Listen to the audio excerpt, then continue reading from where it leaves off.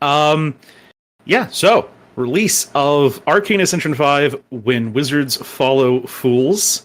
We're going to get started. For the people that are submitting questions now, just as a reminder, no questions about this book that just released, When Wizards Follow Fools. Read the book. No spoiler questions at this time, but all that'll be on the table for next Q&A. Anything that you want to say, Andrew, before we get started? Well, first, what's my microphone quality like? Are you hearing me okay? It sounds great to me. Okay, then, let's get on rolling. All right. First question up from Reyes Nizar. I won't be able to make it to the Q&A, but there's a question that's been nagging at me for a while. Since we've seen both Jacinth and Derek on screen, so to speak, can you tell us if they resemble one another? I could tell you that, but you could also read Arcane Ascension 5 and get a direct answer in that book. Excellent. From Ghost, can you tell us about why this title was selected for this book? Yeah, sure. So this is a Bacon quote. I love my Bacon quotes. Francis Bacon, father of empiricism. And it's not a direct quote. All of my book titles in this are allusions to science quotes. So I'm alluding to a Francis Bacon quote.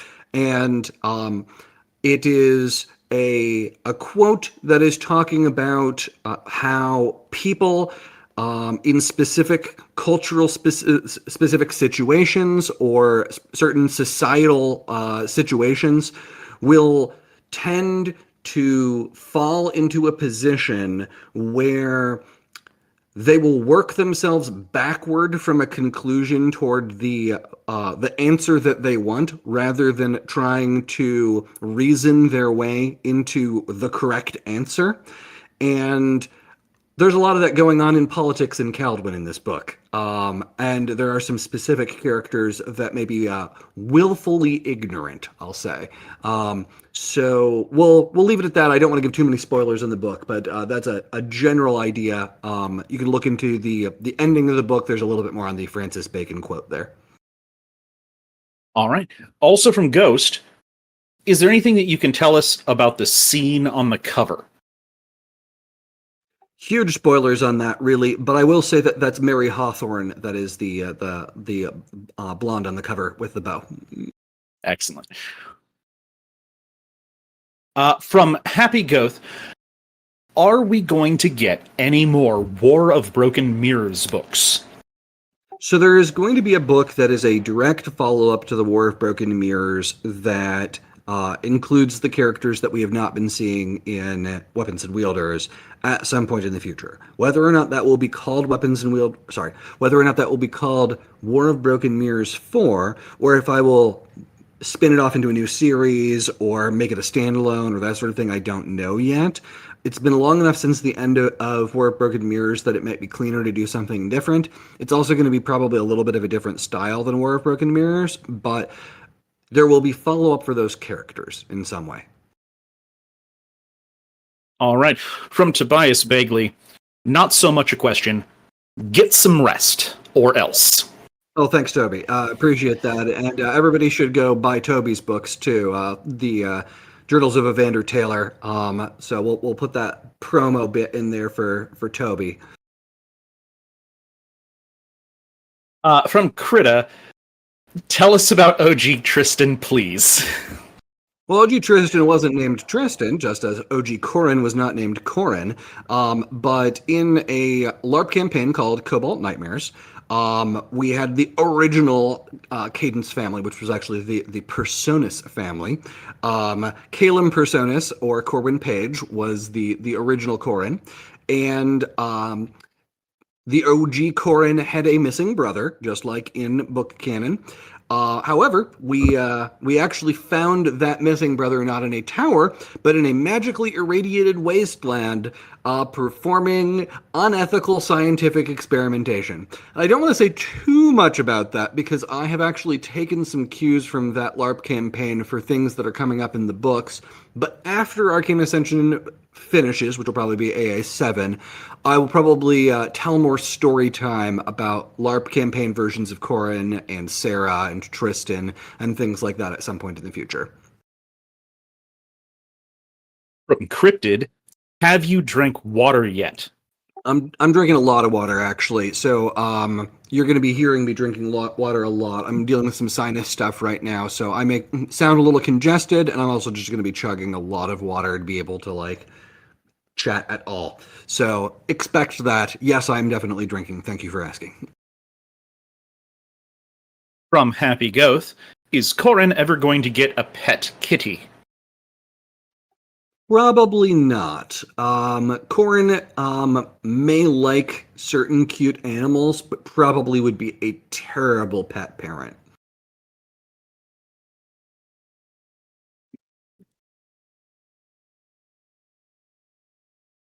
From Ball, to second Ghost's question that happens to be in the question queue on the Discord, tabletop updates? So I'm continuing to do work on the tabletop on the side, but the problem is that it just keeps kind of ballooning every time I write more books. So I'm kind of trying to keep pace with it while getting it to a release quality and iterating on the existing stuff, but also being like, oh, I just wrote Arcane Ascension 5. Now people are going to want these things that are introduced in Arcane Ascension 5 to be available in the tabletop game. The biggest thing for that was that when I wrote Edge of the Woods, I immediately had to go put Dania stuff in there. That was probably a mistake. It's taken so much time to do that that probably should be a Dania-specific source book. And there's a possibility at this point that I could still cut that stuff out in order to get the book out faster. But I don't know. Frankly speaking, any kind of tabletop game is largely for you, the super fans, and a vanity project. It's not going to make me any money. Tabletop games that are not through big publishers do not sell any number of significant copies. So it is not something that I can justify putting a tremendous amount of time into. I do it because it's fun and for you, the fans. But I also need to be delivering things to my publisher, and I need to make sure that I can pay for things. So the tabletop is a lower priority, unfortunately. Even from a fandom perspective, it has to be a lower priority because there just aren't as many people who are interested. So yeah, I am working on it, but it is a slow process, and it's going to take time before I actually get anything out there.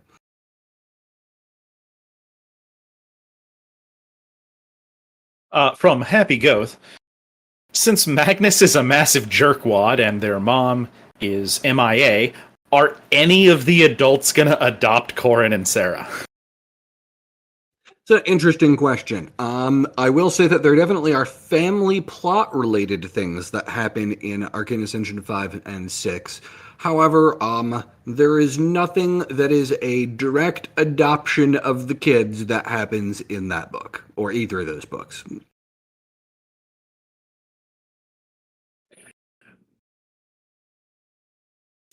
From Light Elf, is canon Tristan technically more of a recluse than Corin? I mean, it depends on how you define that. Obviously, stuck in a tower, but personality-wise, no. Corin is much more of an introvert, and Tristan is much more of an extrovert.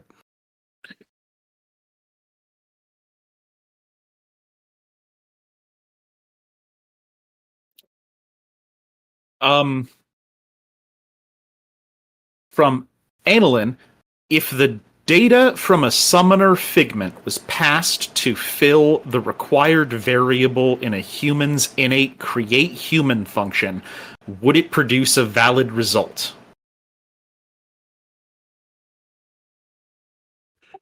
This is getting into esoteria that I think is probably beyond the scope of this Q&A, but humans don't function identically to summoned monsters in a number of different ways.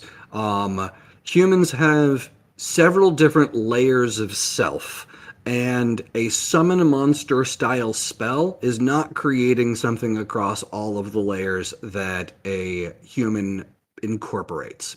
Um, we're going to get a lot into creating artificial people type of stuff and various different types of people copies and their mechanics across all of the various different series in this universe. But this is not something that I can answer quickly within the scope of a Q&A.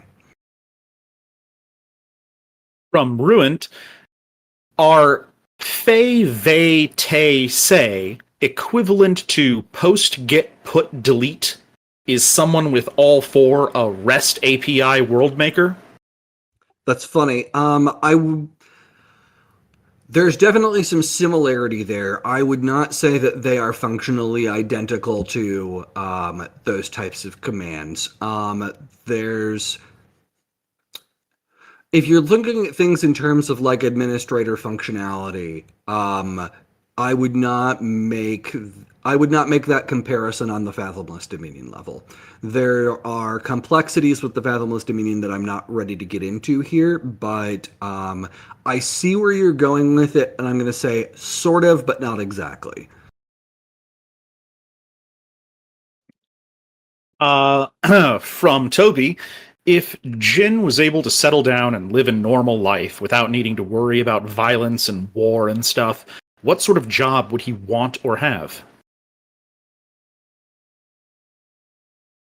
Really interesting question.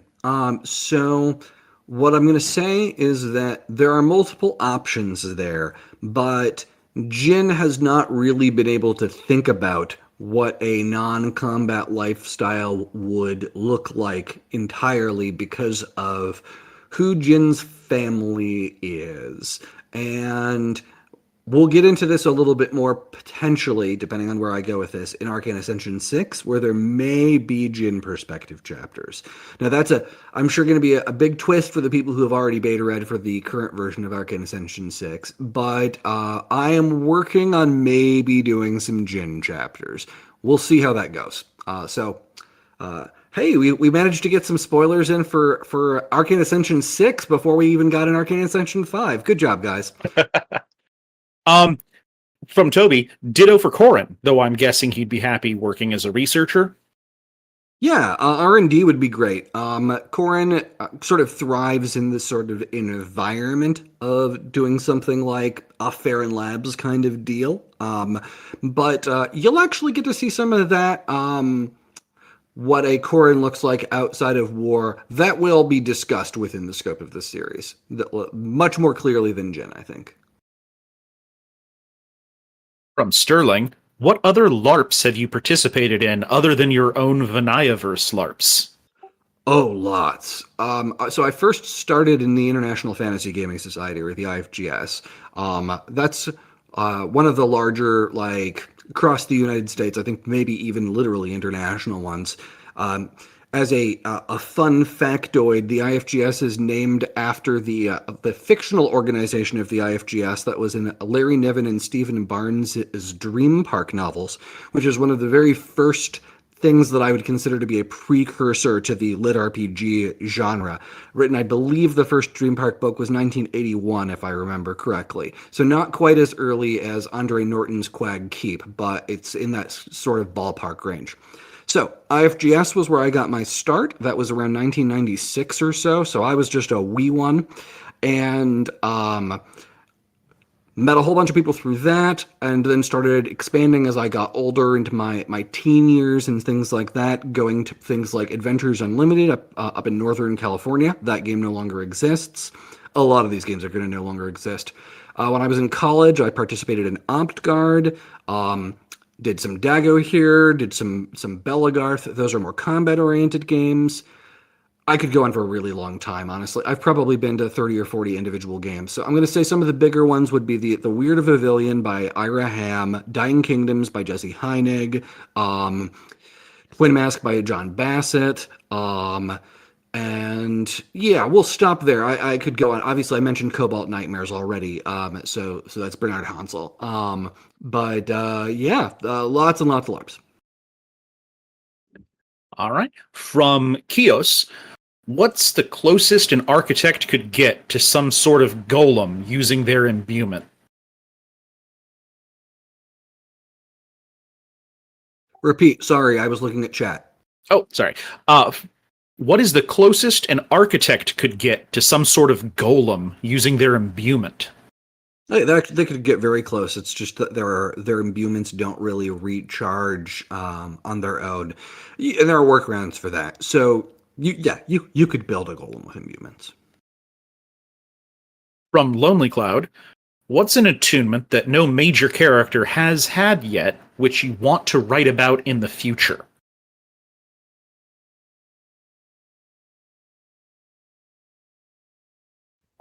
It's a tricky one. It depends on how you define major character. So,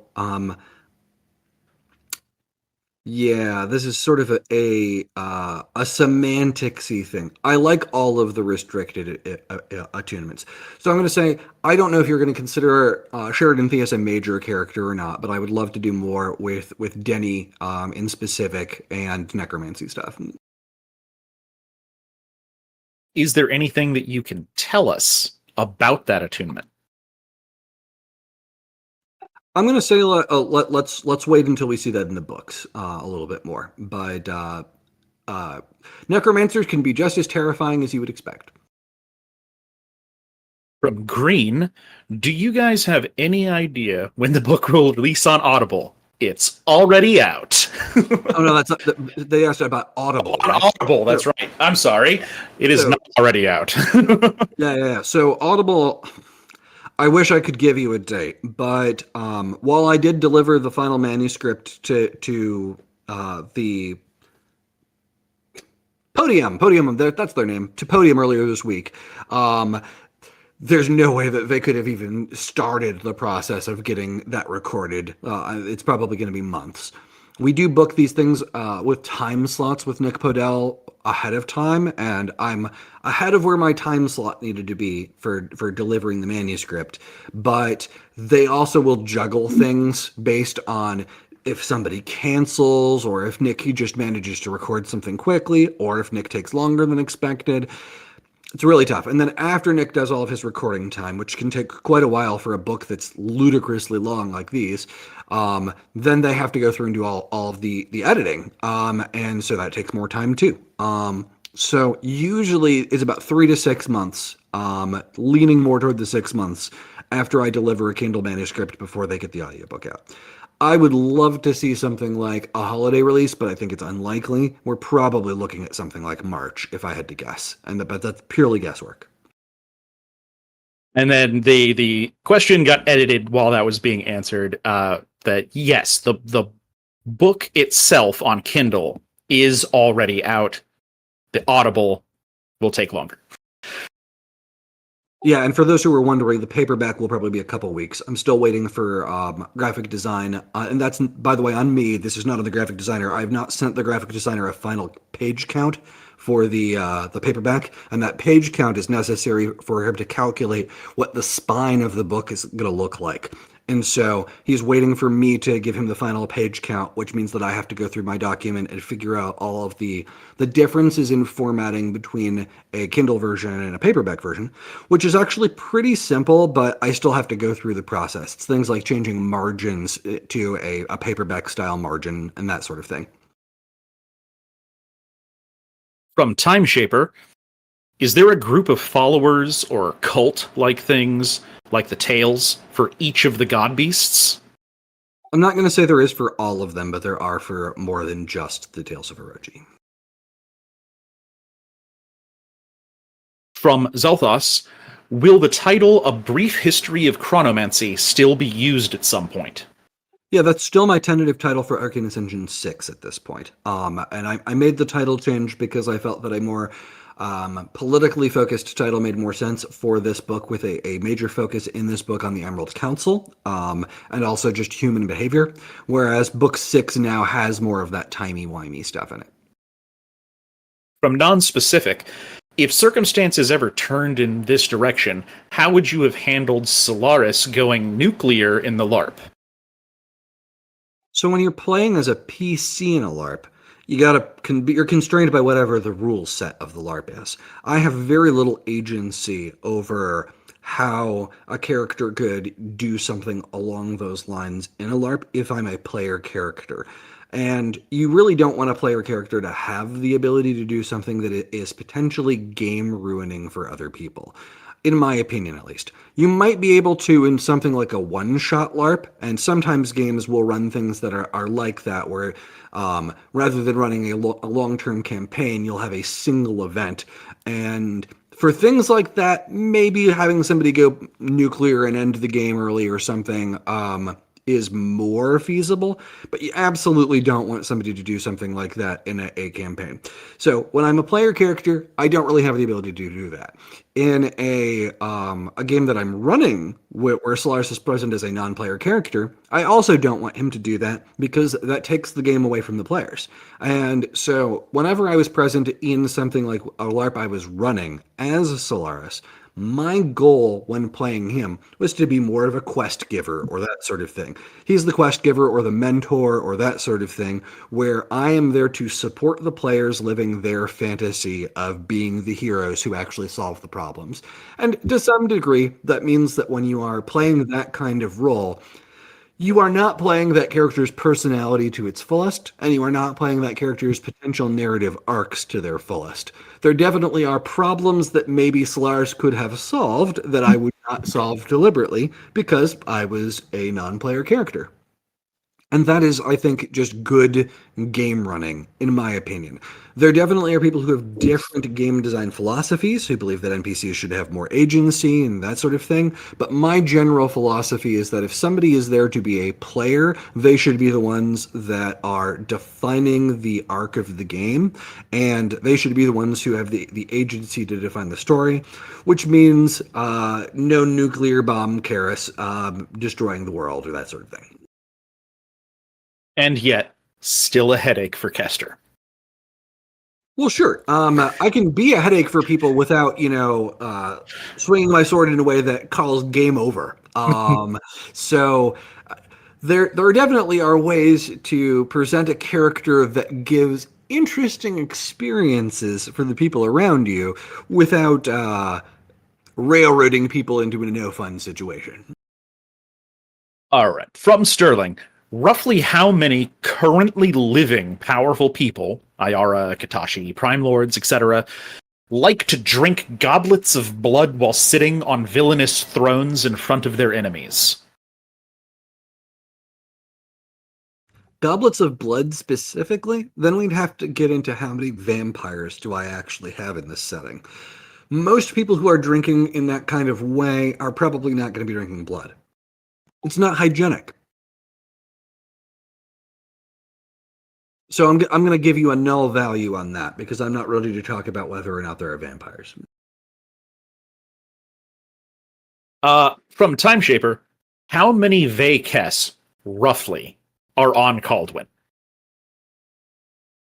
That really depends on which book we're talking about.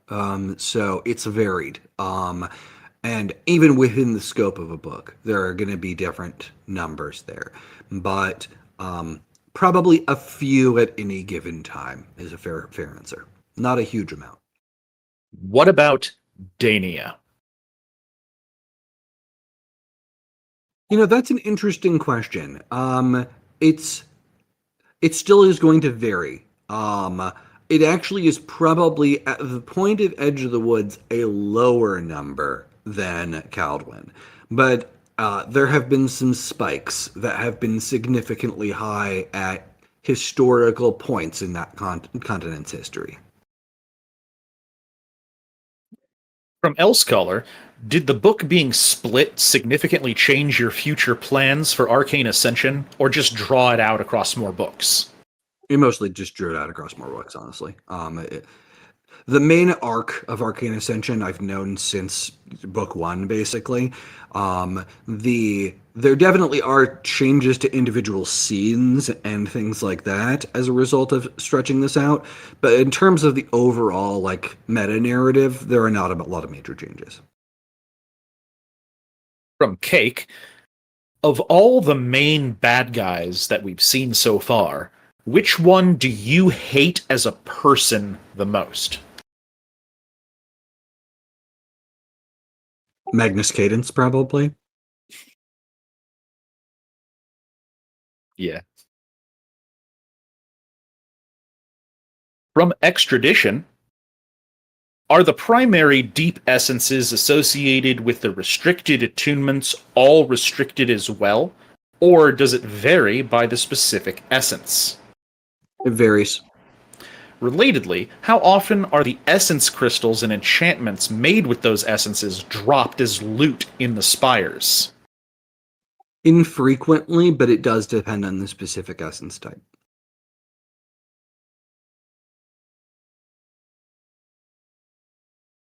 Like your drop rate on Supremacy Essence is going to be real low. From BF Omega, why have you managed to convince me that Sheridan is Iara? That was rude of you. Keep reading.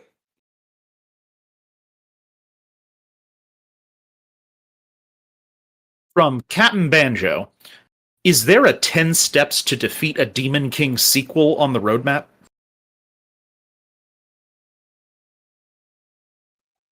It's I have plans. I have scenes that I have planned out and things like that. I would love to write it. My tentative title, I'm trying to remember this, is "When the Gods Give You Lemon, Fight and Dethrone the Gods." So there's your tentative title. I have plans for that. But it's going to be a long way off if it happens at all. Not Podium. Audible in this case is the publisher for that series. They have not asked me for a sequel. So that's a huge point there. If the publisher doesn't want a sequel, I'm probably not going to be doing a sequel. I could theoretically just write something myself, but I have so much going on with Arcane Ascension at this point. Until I find a point where I really need a break, I'm probably not going to sneak something in there without a publisher asking. From Chrome Chinchillas, you mentioned in one of your updates that your writing style is evolving, shifting. What sparked these shifts, and how do you think that'll impact the aesthetic or vibe of your books moving forward?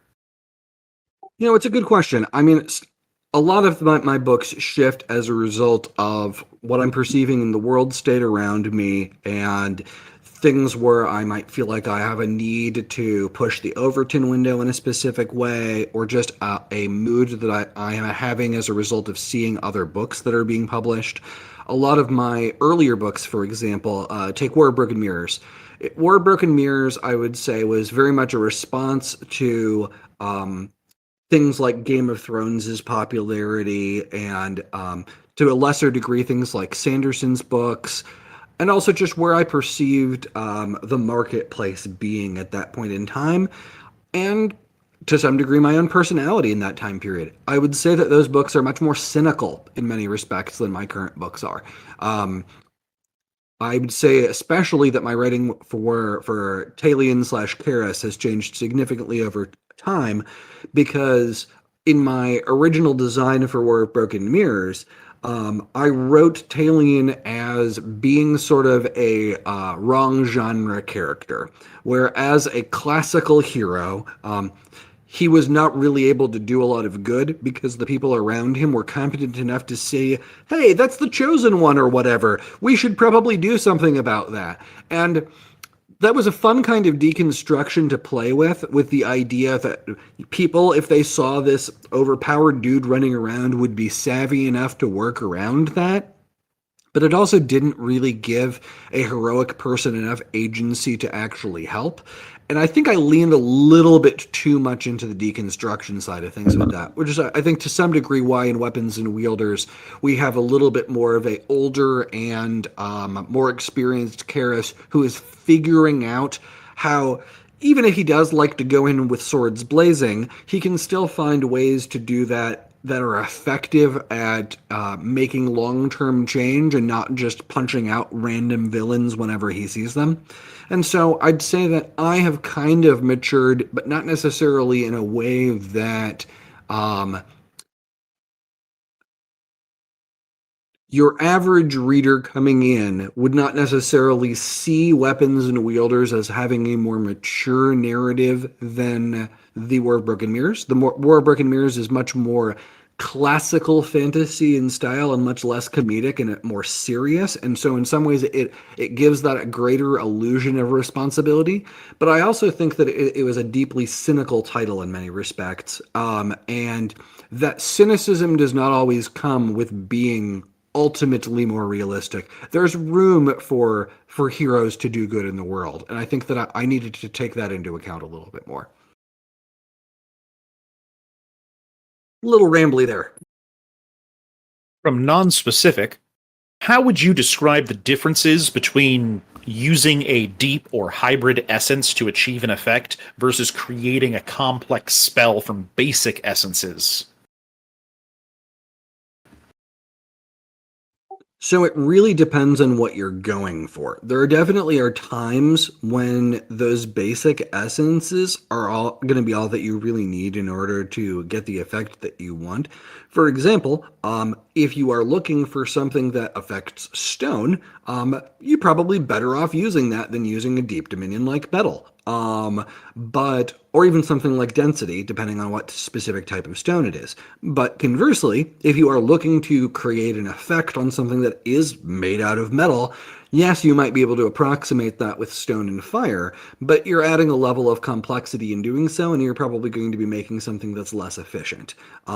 So really, it's a matter of efficiency and getting the job done more than anything else. And there may be some special things that are near impossible to do without having the relevant deep dominion, which really is a complex combination of primes anyway. But yeah, it's an efficiency thing.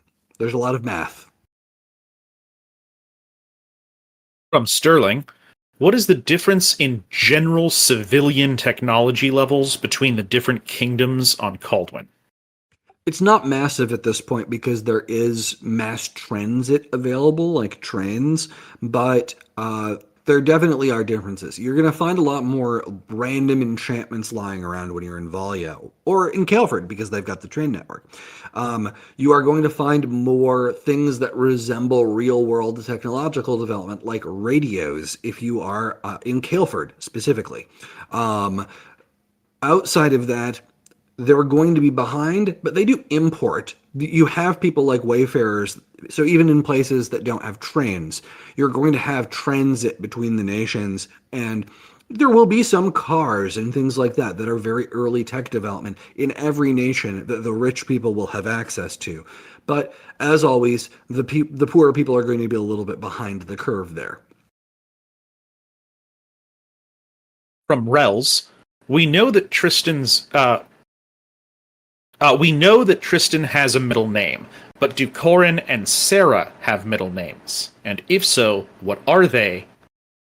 And do they hate them the way Tristan hates his? You know, I don't have a canon answer for you on that right now, so that'll be a thing I'll have to get back to you on. From Why Ever Not, when Karis uses the cutting aura, does it create a vacuum?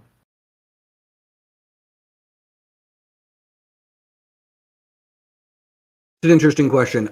So his cutting aura is not always the same composition. And whether or not you would have a vacuum in the same sense that you do in the real world, in an area that has been effectively erased in this setting because of how essence works, it's complicated. I'm going to say that for the majority of the time, the answer would probably be no. Um, he could affect a vacuum, but when he is using his cutting aura, the overwhelming majority of the time, he is limited in what he is affecting deliberately. And a true vacuum would not exist.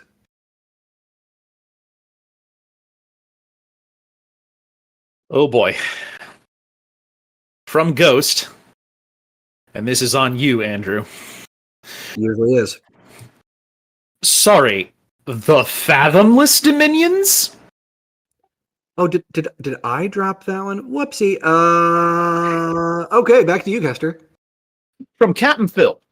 I'm sitting here with Arcane Ascension 5 in front of me, about to voraciously consume it, and I only want to ask, will there be a crossover between Edge of the Woods and Arcane Ascension by the time Arcane Ascension completes?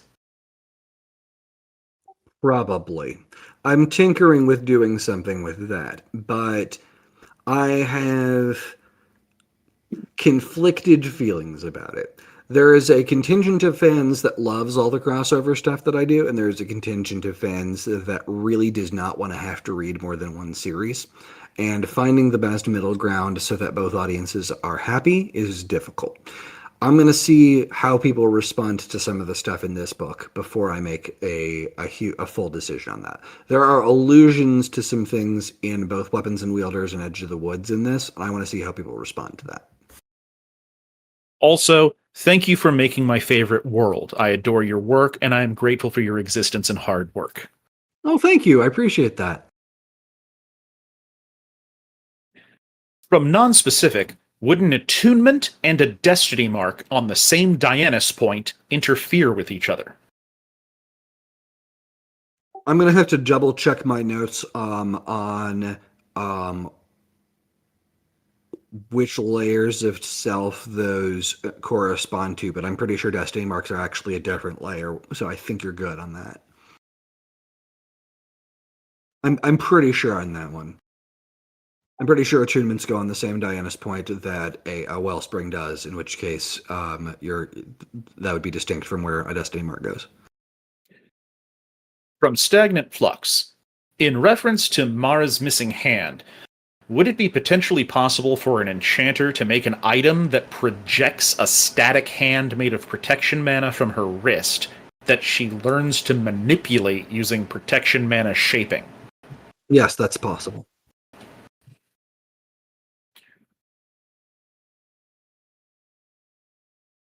From Time Shaper, could you enchant an object that is shaped like a rune with that rune's effect?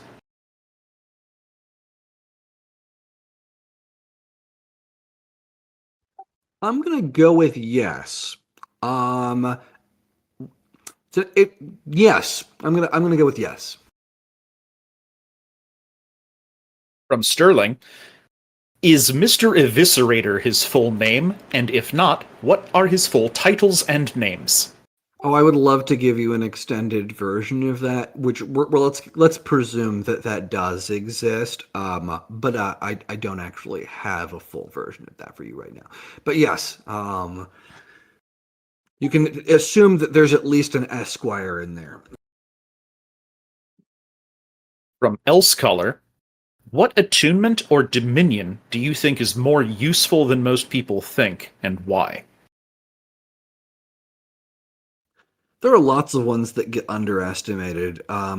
Basically, anything that corresponds to any of the different layers of self. There's all sorts of shenanigans you can get up to with that stuff. I'm going to explore enough of this in upcoming books that I don't want to go into it in too much detail, but each of the ones that is a layer of self-essence has some really fun things that you can do. Spirit in particular, I don't see a lot of discussion about that yet, and that's my fault. I haven't given you guys enough on spirit arts and that sort of thing, but oh man, there's so much you can do with that. And so we'll get into that soon. I'd say from the LARP standpoint, enhancement is slept on. But most of the readers are really behind enhancement being nice. So yeah, that makes sense. From Sapphire, is it difficult to write things intentionally inaccurate in the universe? Because this universe has a lot of different mechanics going on, but the characters don't fully understand them. But obviously you, as the creator, do. Well, obviously I do, as long as I remember it correctly. Let's not pretend that I'm flawless here. But that being said, I would say yes and no. I have done a lot of in-world propaganda writing over the years. As Castor will attest to, I used to write lore documents for virtually every possible subject in my setting that would be distributed to players who had characters who had the lore skills for those specific subjects. And those would be just full of lies, but they would be full of lies that are written from a perspective of one specific character in the setting, and there would be bits of accurate information in some of them too, and some of them would probably be pretty close to perfectly accurate, but you'd have to look at the author attribution on the piece, because they'd be full of bias and inaccuracies. Eventually, we even got to the point where some players were also writing lores. I see Tabitha in here. Tabitha wrote some in-character lores. And again, filled with bias. Tons of bias and propaganda. So I would not say that I struggle with that because I've been doing it in a LARP context for so long. That said, the biggest struggle with doing that stuff is figuring out where do I draw that line. And I would argue that I've done too much of that unreliable narration over the years. There are too many mysteries in my setting, and there are too many things where especially new readers are going to see something and then be very confused when it's contradicted later and think, oh, this is just an inaccuracy or that the author had not planned this. And in many cases, it's like, no, no, no, I'm making a commentary on the education system. Or no, no, no, I know that there's time shenanigans going on in this continent right now. And these seeming historical inaccuracies and timeline discrepancies are because of time shenanigans. But that is absolutely not clear to your average reader, and I need to be more cautious about that sort of stuff. That is fair. In the LARPs, we had the advantage of multiple people taking the same lore and getting different versions of the lore and being able to compare and contrast notes to try to come up with a cohesive view. The readers only get just what's in the one book. Yeah, I didn't do the multi-perspectives on lores for too many things because it was so time-consuming, but you're right that I did do that for some of them. I also wrote regional guides that had things like that too, that were larger in scope than individual lore documents, and those had all sorts of propaganda. It's fun stuff. But yeah, when translating that into the novels, I think I went a little too far with it. It's easier to do that stuff in a game where you can actually have people like sit down and chat with each other and be like, I heard this. Oh, you heard this? I heard something completely different. Let's actually test it. You can't do that with a book in the same way. And so, because people can't actively explore in real time in the same fashion, you can't invalidate propaganda when you're reading a book. And so, experientially, it's totally different, and that means that I probably leaned into it a little too much on the book side. From Kios, what's a fake attunement? Like from in-world books or media that's well known but never proven to be real or never actually been granted by the Spires, Visages, or Farron Labs? Sure. So there are going to be a few of those. Because of cross-pollination from people from Dania, there are going to be some fake attunements people think exist because they are named after Danian destiny marks. So things like, there's no hero attunement, for example, but there might be a Danian destiny mark called hero. And because of cross-pollination between those cultures, people out there might have at some point in time thought that there was a hero attunement. So those kinds of playing telephone things happen, and you get some communication stuff happening like that as a result.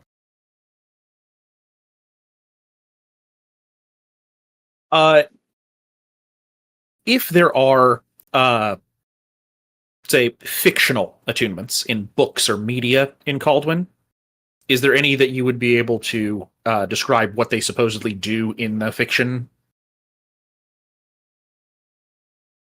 Well, in the Stab series of books, Steel, the protagonist, has the Edgelord attunement, which gives him complete mastery of all edged weapons.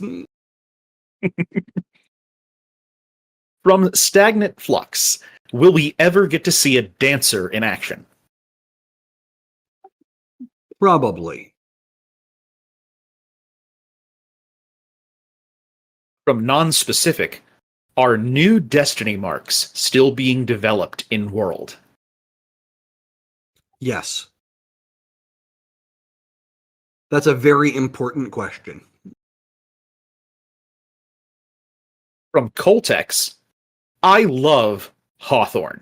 Have you considered making another book covering the same timeline like Ender's Shadow, following her or another group at the school across the same timeline as Arcane Ascension?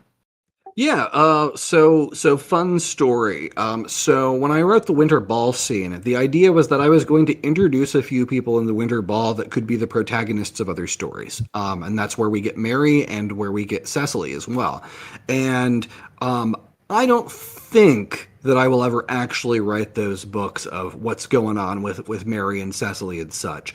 But it is possible, and you will get a lot more of Mary, both in this book and in other things. But whether or not you'll actually get an Ender's Shadow style thing, I don't know. From Paragon Protege, Karis Silurian has started passively generating essence from magic items that he's been in close contact with. Are those gains permanent, or is it possible to lose that essence generation? Those gains are permanent. Asterisk. There are ways that they could be lost, but it's permanent unless if something changes that.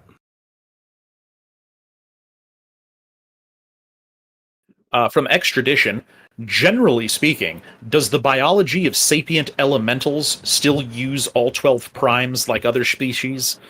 Would a deception elemental still probably have a brain that uses some mental knowledge mana? Yes, probably.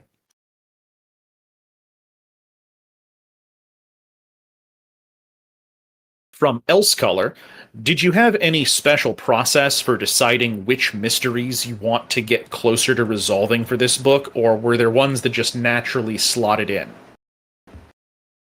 I actually did a bit of a sit down over what were major unresolved issues and like which ones would be reasonable to explore within AA5 and now AA6. So some of that stuff got nudged to AA6 when I did the book split, and that does mean that there are going to be somewhat fewer things resolved than I was planning on resolving.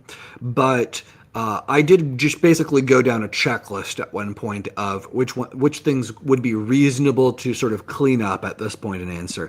And that does mean that you get some scenes in here that I had not been originally planning to write this soon. I think that you'll enjoy those things. I hope. We will see.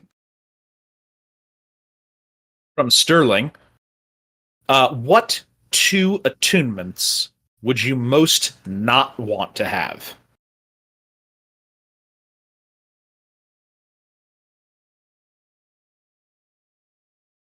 This is the type of question that I would be doing a lot of theory crafting for. I'm an optimizer, so actually having to sit down and look at which ones are my least favorite out of a 48 plus attunement list.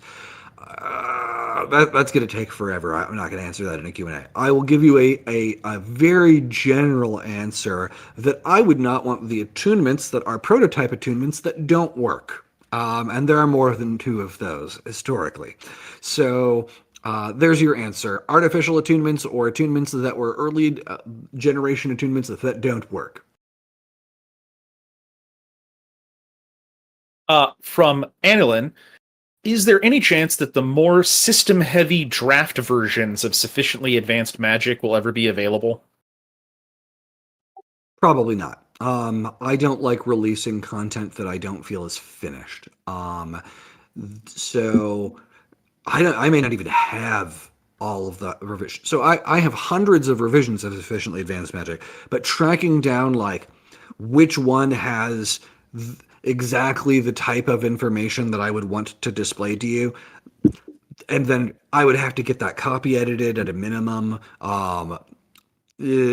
Probably not.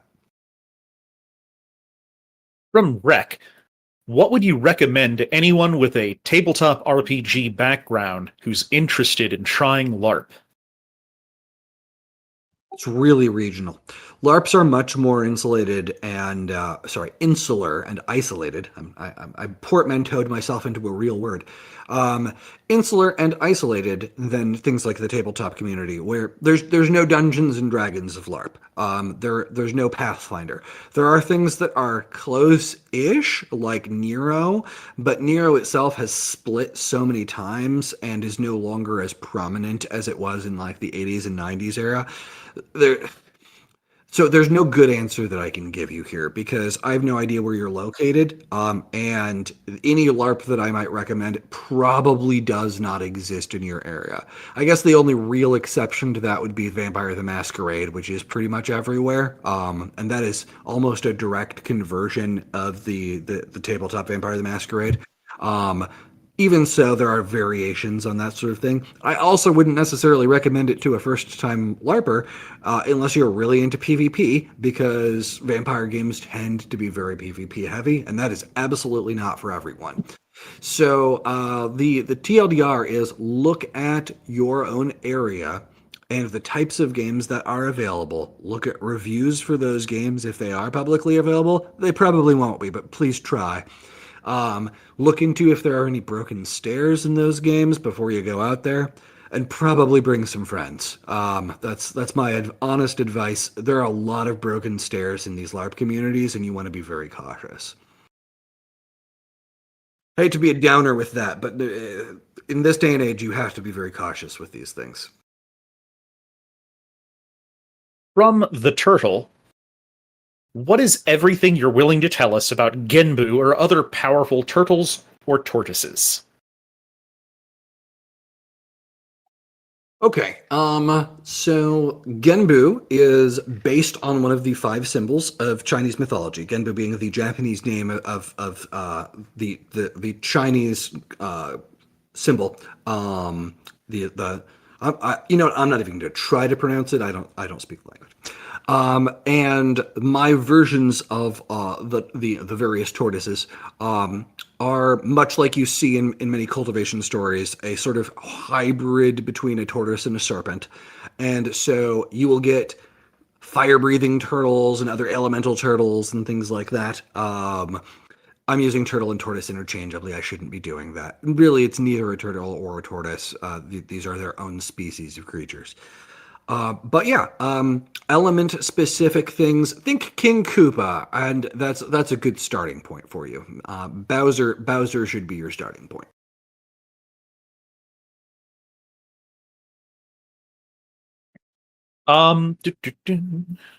Is there anything you can tell us about Genbu's followers? Not at this time.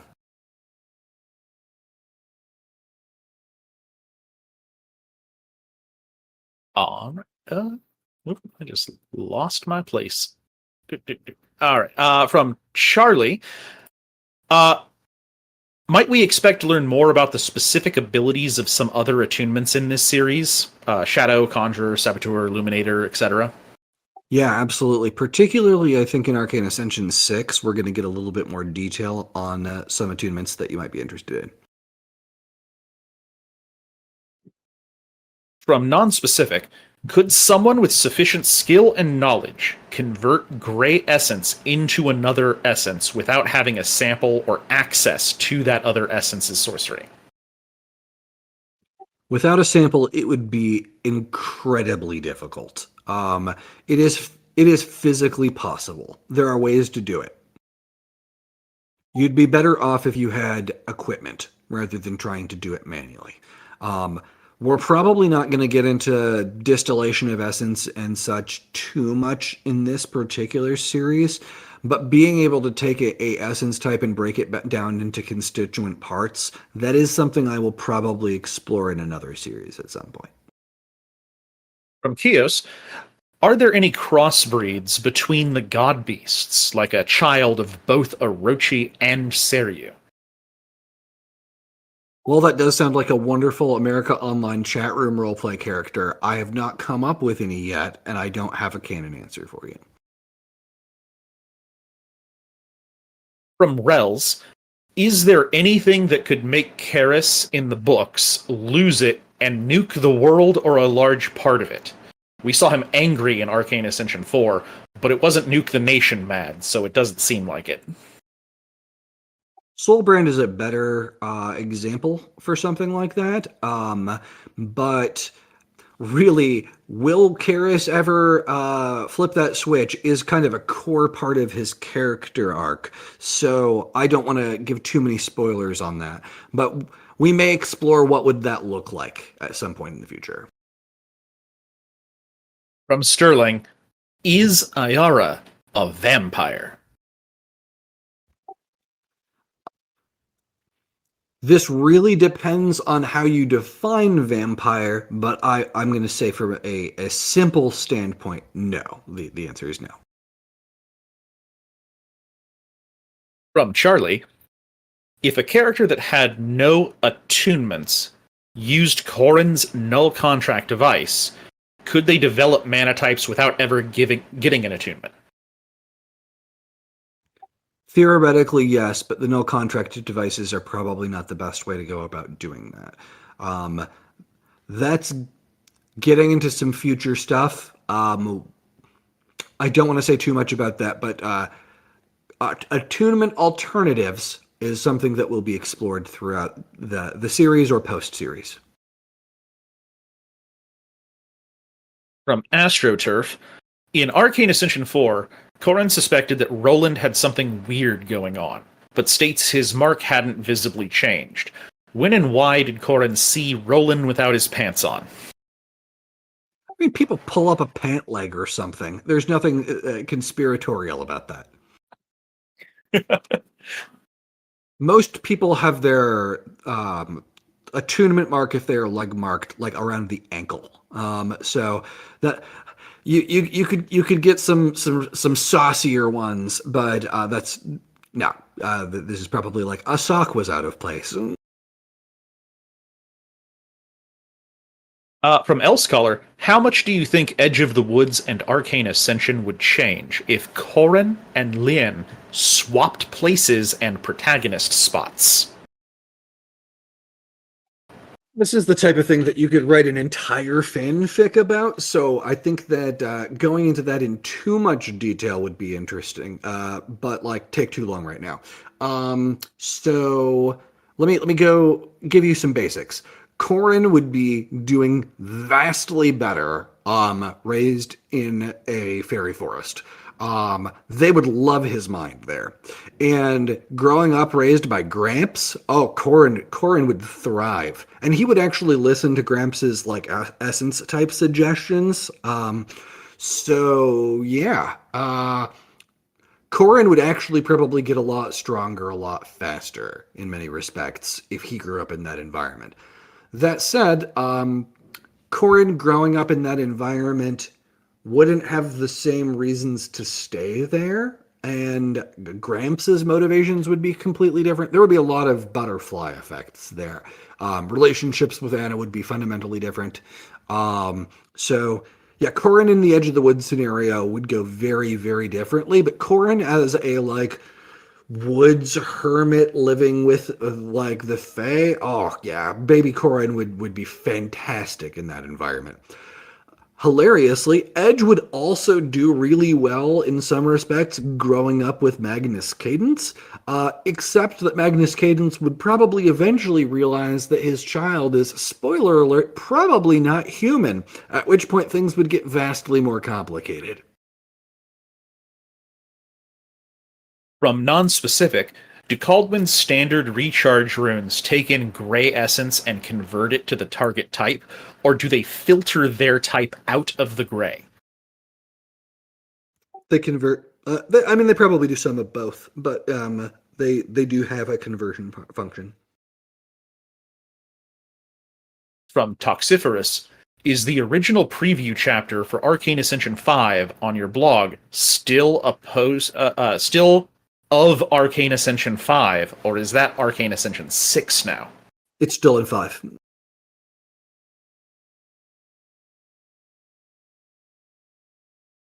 From Lat 1600, in the TTRPG, are we getting different magic systems from the different continents, or one unified system?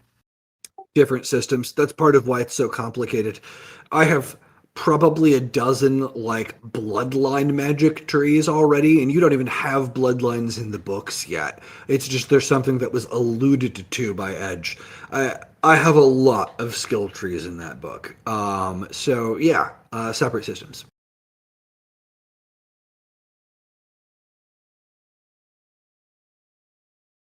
From Extradition, would you be willing to elaborate on your previous answer of it's complicated in regard to whether the void of space is full of void elementals?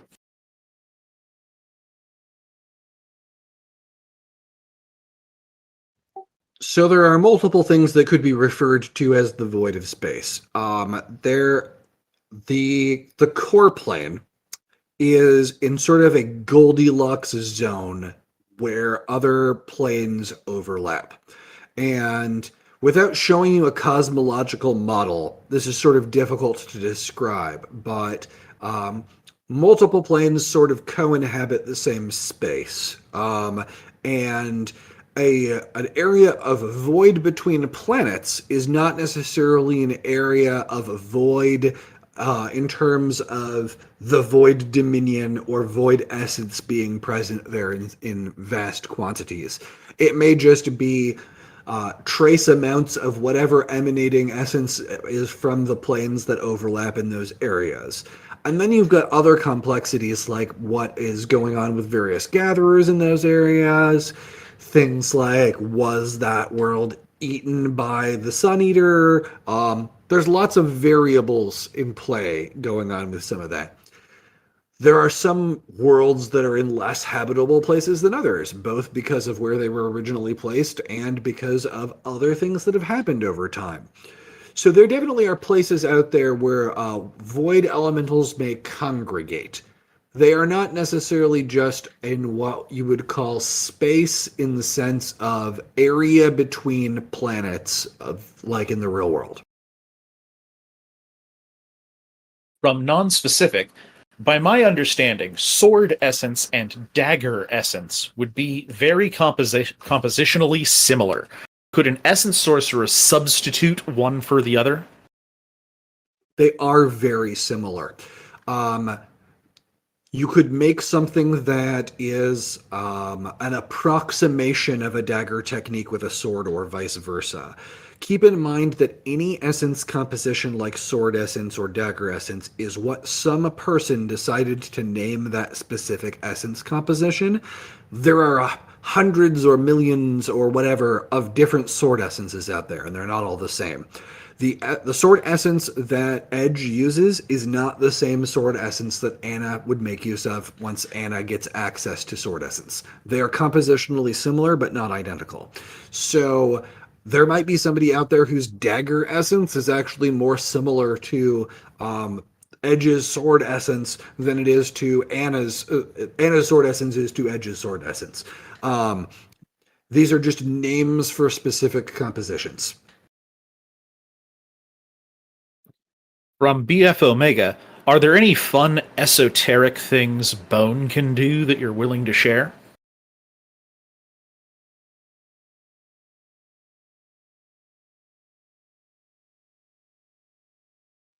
I don't have any bone-related esoteria available off the top of my head. Sorry. So I'm going to pass on that one. From Stagnant Flux, what's one plot point or character trait that if you could go back and write it again, you would do it differently? There's a lot of that, but I'm going to give you probably an answer I shouldn't give, but that is very important. But I would not make Corin as openly ignorant about things going on in Book 1 for Sufficiently Advanced Magic when he first arrives at school. There is what I refer to as Spire Corin and School Corin, and they feel a little bit like different characters because Spire Corin in the beginning of the book doesn't feel like he's that behind educationally. And then once you get to the school, it's very clear that there are education gaps, and some of those education gaps, I think, go beyond even the explanation of Magnus Cadence abused him, he's behind, he's been out of school for years. There are some very basic things that he should understand about things like how attunements work. And Later revisions of the book have fixed some of that, but things like the audio version of Sufficiently Advanced Magic is still pretty much the original recording. And I don't feel like Corin in that book is internally consistent enough, and nor is he setting consistent enough. So that would be the biggest thing I'd change. From Why Ever Not, have you read Mistborn? And if so, do you think you could theoretically use transference to steel push? Oh yeah, I've absolutely read Mistborn, and you could do things that are very similar to steel pushing. I would suggest you read The War of Broken Mirrors if you haven't already. Velis does some things that are very similar. From Extradition, what is one of your favorite spells that a LARP or tabletop character has come up with in your setting that you were surprised by? That I was surprised by. Um, Well, so most of that's just going to lead to stories that could end up showing up in when I eventually get into LARP content, in writing my books, probably for the Shades of Ruin arc. So I don't want to say too much on that subject. I will say that some of the most fun ones that have surprised me have been spells where players were willing to put themselves into danger deliberately in order to do something that would be ridiculous and fun. And I was surprised at the number of times players would be warned about something like that and to do it anyway. And so, without going into too many details, accidentally hurling yourself into another plane of existence would be a good one, or sort of accidentally. Knowing that the possibility of that happening would happen, and then doing that anyway.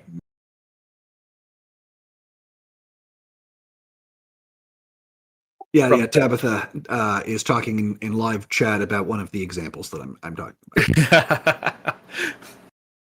about. My favorite is still Jace's plot hole spell.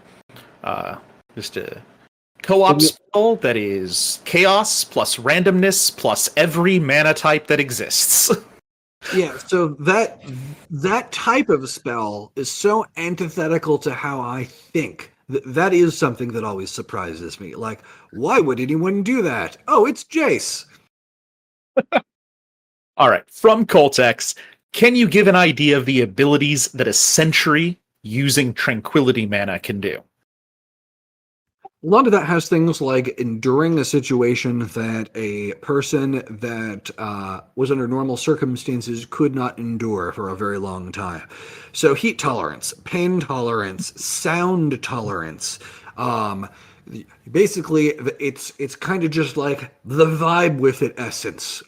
You can use that in order to push yourself beyond what your normal tolerances would be in any given circumstance. From BF Omega, can you confirm or deny if Stalker is truly the name of the Lies attunement? Oh, I'm never going to give you a real name for that attunement. But where would the fun in that be? There is a Stalker attunement, though. From Elsecaller, what does the in-world religion dedicated to Valian look like on a personal level, like rituals, worship, stories? That is something that I should show you directly in a book, and we will probably, if I ever actually get around to writing Shades of Ruin, which hopefully I will, see at least one priest or priestess of Valian as a major character. From non-specific, in the past, you have described part of Dominion sorcery spell research as learning to call from different parts of the Dominions. Could you elaborate on that bit about how it works? Sure, the different parts of each dominion have different compositions, much like what I get into in Edge of the Woods with different aspects. So effectively, when you are calling from a different locale, that is sort of how you are picking out the essence composition or aspect that you want. From Also, Andy. What? sorry, Go to ahead. just expand on that slightly. What Dominion sorcerers call keys are basically the how you reference a specific location in a Dominion, and get a specific aspect out of that Dominion. From Andy, is there a destiny mark of Sage? Sorry, is there a destiny mark of Sage of no clear answers or something like that? And have we seen anybody with it? There's a sage destiny. Things that are that hyper specific. You read and find out. From Ghost, do enchantment runes and other physical representations of dominions correspond to actual formations of stars or capital S stars? It's something like that, but not quite that. You're on the right track. From Cake, what attunement is the most overhyped in both in setting and in the community?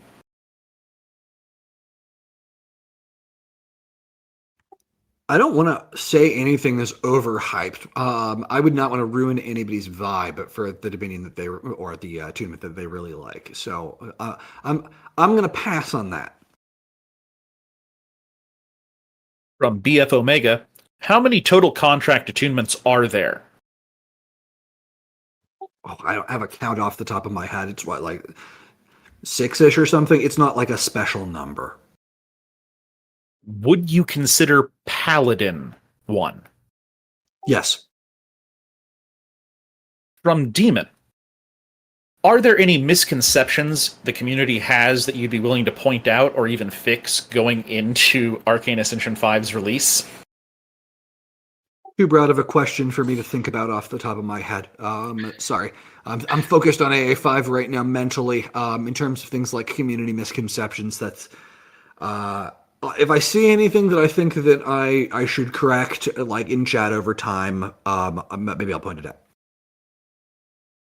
From non-specific, are contract attunements capable of granting hybrid essences? Theoretically, yes. Would attuned have any added difficulty in converting those types? They'd have to do it manually, most likely, so it's a skill issue.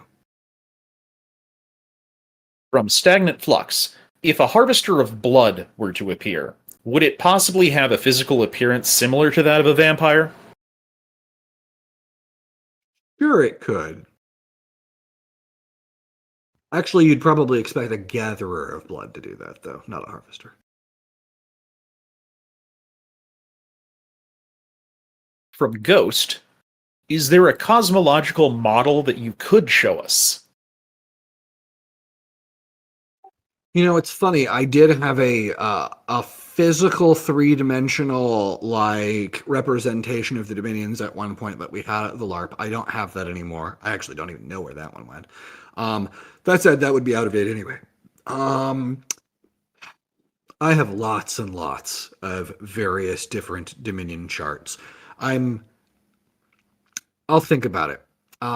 I have several different 2-dimensional representations. None of them I'm perfectly happy with. So basically, at some point, I need to get somebody to do a good 3D model and present that to the community. From Demon, are there any plans for a campaign module to go with the TTRPG when you release it? I have considered it. It is a lot more work.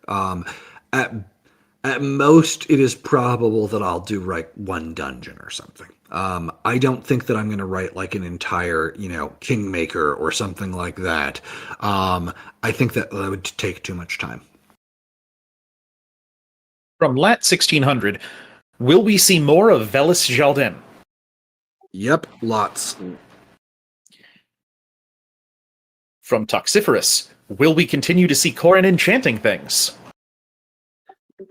Yes, there will be some of that in 5. There will be a ton of it in 6. And I have to apologize to all the people who are the huge enchanting fans, because originally when this was one book, there was going to be a lot in there. But yeah, most of that is now in 6. Kind of where the breakdown happened, unfortunately. From Elsecolor, is it generally thought of that Vakes are literally descended from Valian, or is it known that they're not literally related? Most people think that they are literally related. From Why Ever Not, can you tell us if the old shopkeeper who fixed the Dominion Breaker's scabbard in Weapons and Wielders is Vellum? Yes, it's Vellum. There you go, a non-cagey answer for once, guys. Savor it. From BF Omega, read and find out bait question. Is there a constellations layer of self? Yes. That should have been a cagey one. I must be tired, but yeah, no, that's a yes. There is. That's spoilers for 17 books from now. Have fun, guys.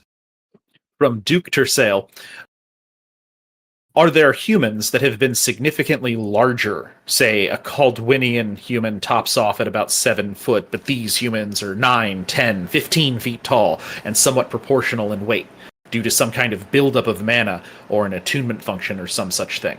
If so, what mana or function might cause this? There's lots of ways you can do that. Shade weaves are a huge part of that. So yes, absolutely, you can have giant humans. It is very much physically possible. From Sobek, how is Landon improving his abilities to compete with the level of enemies comparable to the Vakes? I mean, he's not.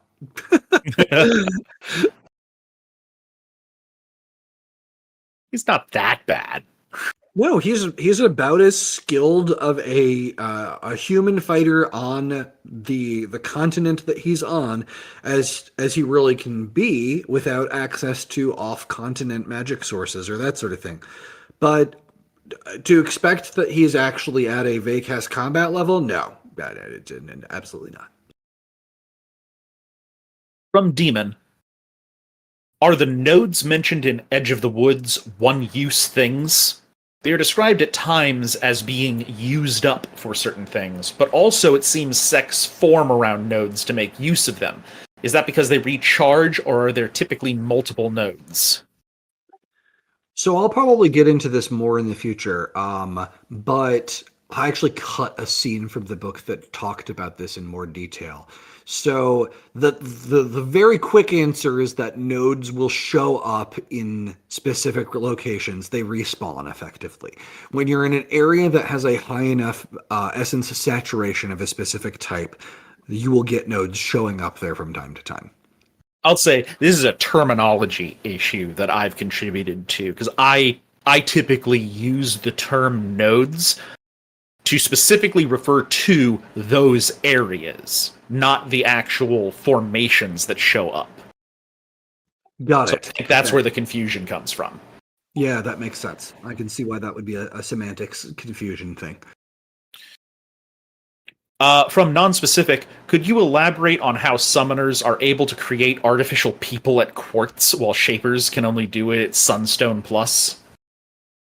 Emulating a human is much more complicated than what you are doing when you are creating a copy for a summoned monster.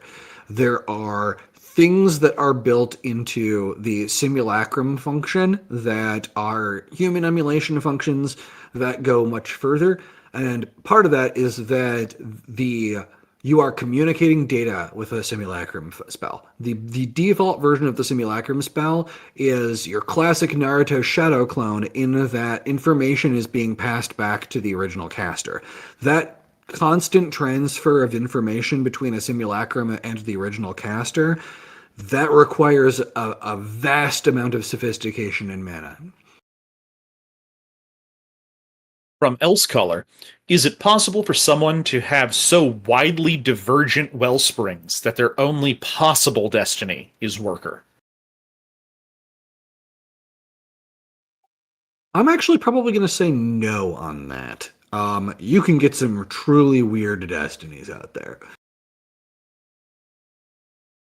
From Risky Rally, do you have a favorite fight that you've written? I think it's probably still the Pale King fight. From Stagnant Flux, Do people become Vekes using a Dominion bond to the Vailien? I'm not going to answer that question. From Carly, will we see characters cross over from Shattered Legacy to any of the Arcane Ascension or Weapon Wielders books, or vice versa? No, the Shattered Legacy books are completely standalone. From Jolteon, if someone had access to the mana types of all the layers of self and could use all the known spells like Simulacrum and Summoning, how close could they get to creating a real, independently functioning and sustaining copy of themselves? Read and find out. From Elfieheart, will you accept the fan-given title of Mysterious Sage that gives some answers occasionally but rarely on purpose? Sure, that seems like a pretty good destiny. From Stagnant Flux, what is your favorite thing someone could do with Spirit Essence? It's a very open-ended question, because it's probably one of the most flexible essence types there is. I will say that one of my favorite things about it is that when we get into spirit arts on Artinia, dedications as a whole are one of my favorite magic systems, and it's one that we haven't explored almost at all in the books yet. But the idea behind a dedication is that you are saying, I am taking a part of my spirit and I'm permanently dedicating it toward a specific purpose. And it is the closest thing to a how do I build my own magic that somebody can really get into in this setting.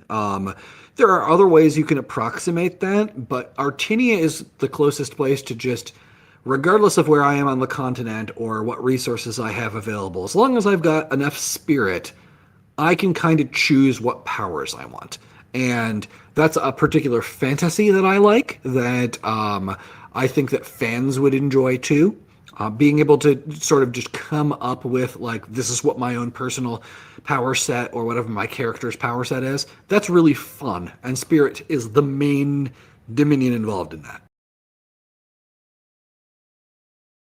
From Demon, do you have a writing philosophy for how you pace fights?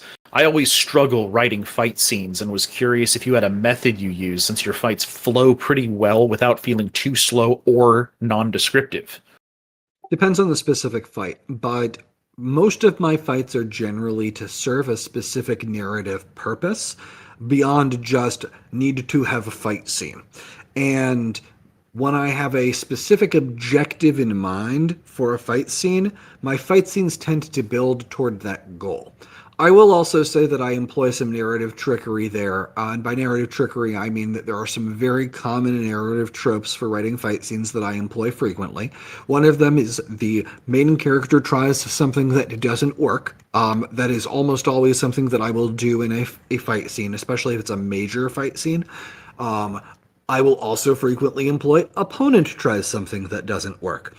Those are pacing mechanisms. They are ways that you can change the flow of a fight. The most fun fight scene that I can think of, and other people will probably have different opinions on this, but it's a common one, is the Inigo Montoya versus Wesley fight in The Princess Bride. And this is a master class in changing up the pacing by having this person does something that is a trick or something to change the pace of the fight, and the opponent has some sort of counter to it. And so I would look at that fight as an excellent example of what I attempt to do generally on a fight-by-fight basis. A lot of what I do also is with foreshadowing these things and building up to them at other points in the book. When a fight scene serves as a culmination to foreshadowing, it is more satisfying, at least to me as a reader and a writer. Not everybody's going to feel the same way, but I like to build up to these fights, especially climactic ones, with having little bits of foreshadowing earlier.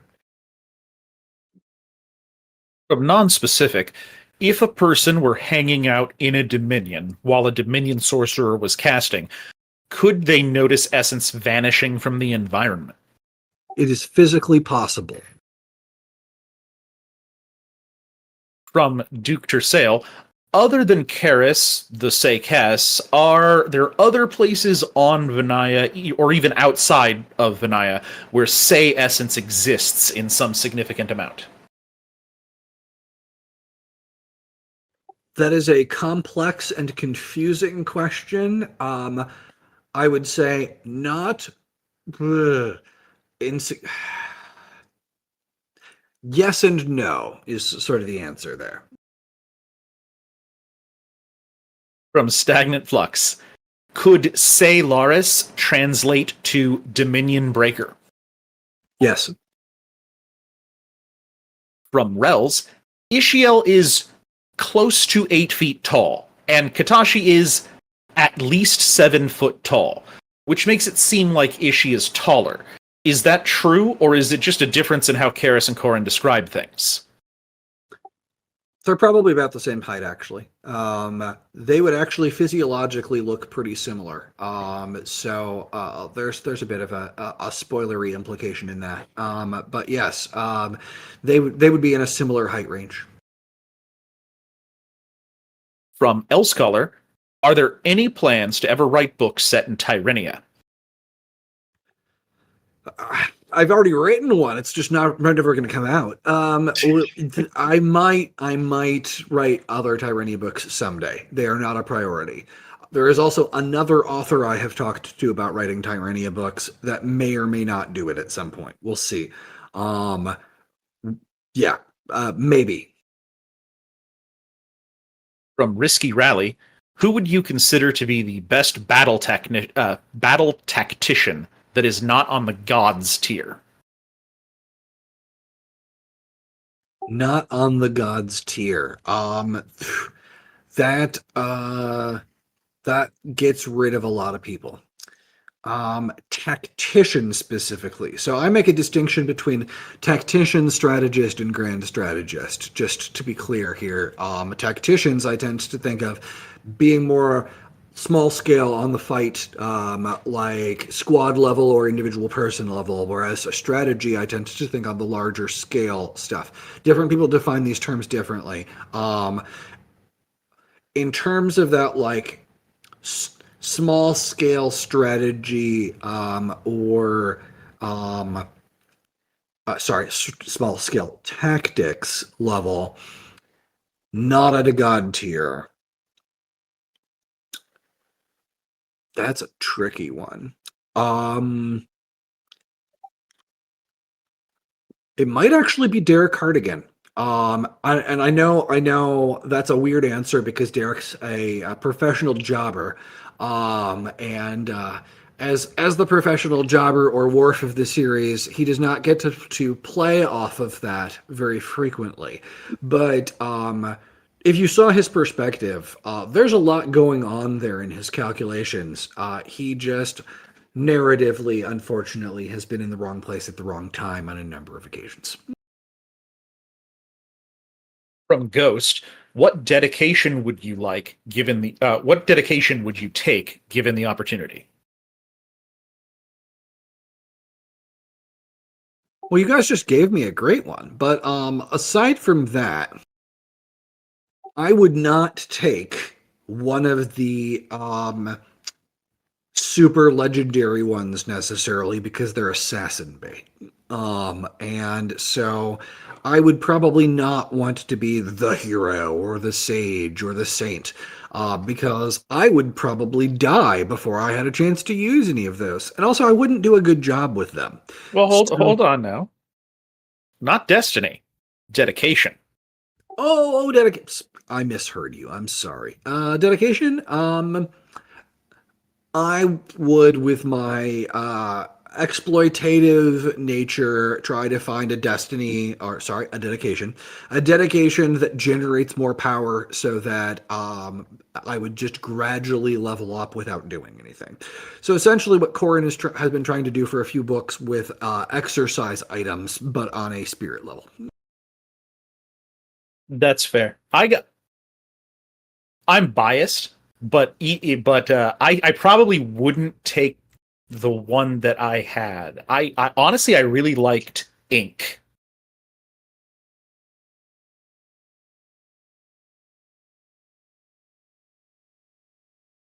I think Yeah. ink would I like what that one is. And then So dedications aren't quite the same thing as the old ways. You could do that, but yes. So what Kester's referring to is that in the original version of Artenia, there was something called the Six Ways that were the basically the traditional dedications that people took, and the sort of presets for power sets for people on Artenia. This was long before I actually read any of the books related to Artenia.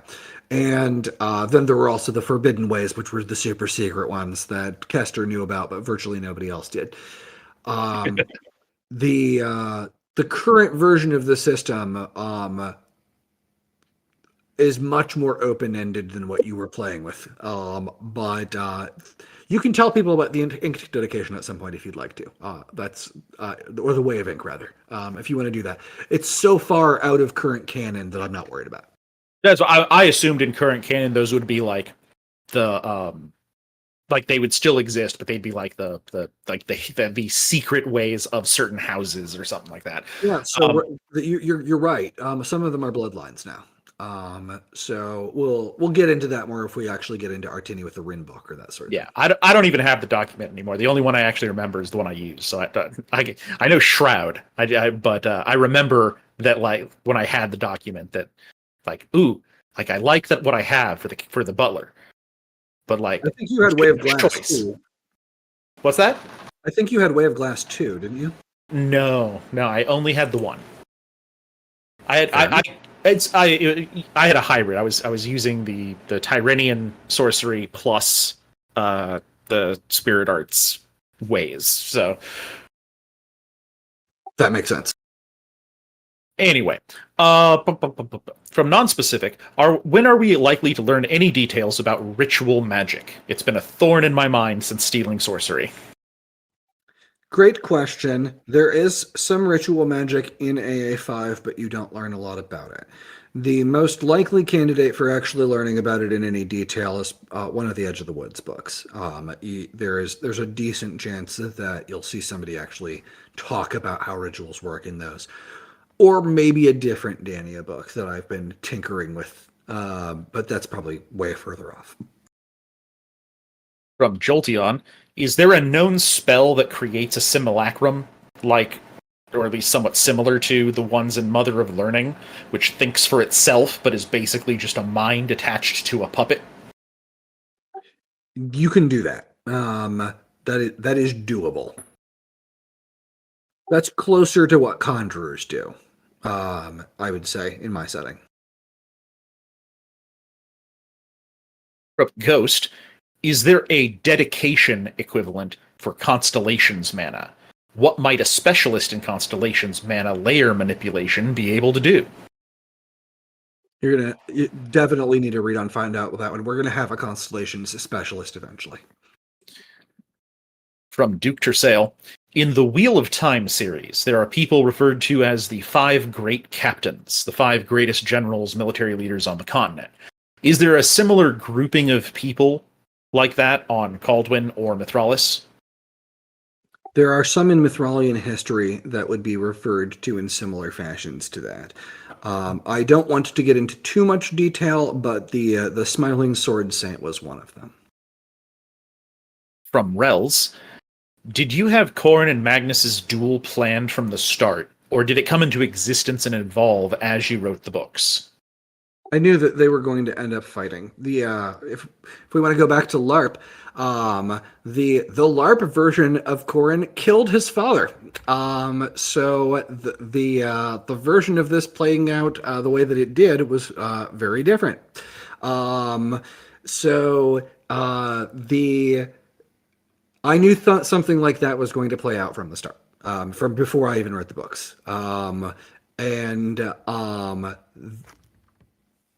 The way that it played out in Arcane Ascension 4 was not how I had originally planned it. I did not necessarily plan for it to go this way in advance, but I knew I was probably not going to play it out like I did in the LARP because the character is fundamentally different. But yes, I did know that there was going to be a throwdown between them at some point. From Why Ever Not, Are there any forbidden slash taboo magic techniques for Caldwin? If there are, is it possible that any of the main team of characters try to use it? Yes and yes. From non-specific, would the number, size, distance of stars in the sky at any given location affect the power of Dominion sorcery in that area? Power is an interesting question. Availability would be a better question, I would say. But I'm still going to say yes, actually. Technically, that is possible. From Toxiferous, what was your favorite part of writing the Corin versus Magnus fight scene?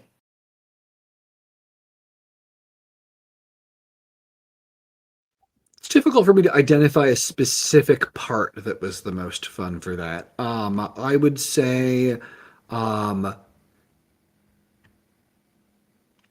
actually, it was probably the setup at the train station at the beginning, where we have the Corin accepting the duel because of all the circumstances behind it, both in terms of um, I like that Magnus is challenging Corin to this duel without having any idea what he's getting himself into. The whole rest of the book plays out the way it does because Magnus challenged Corin to a duel that he never should have.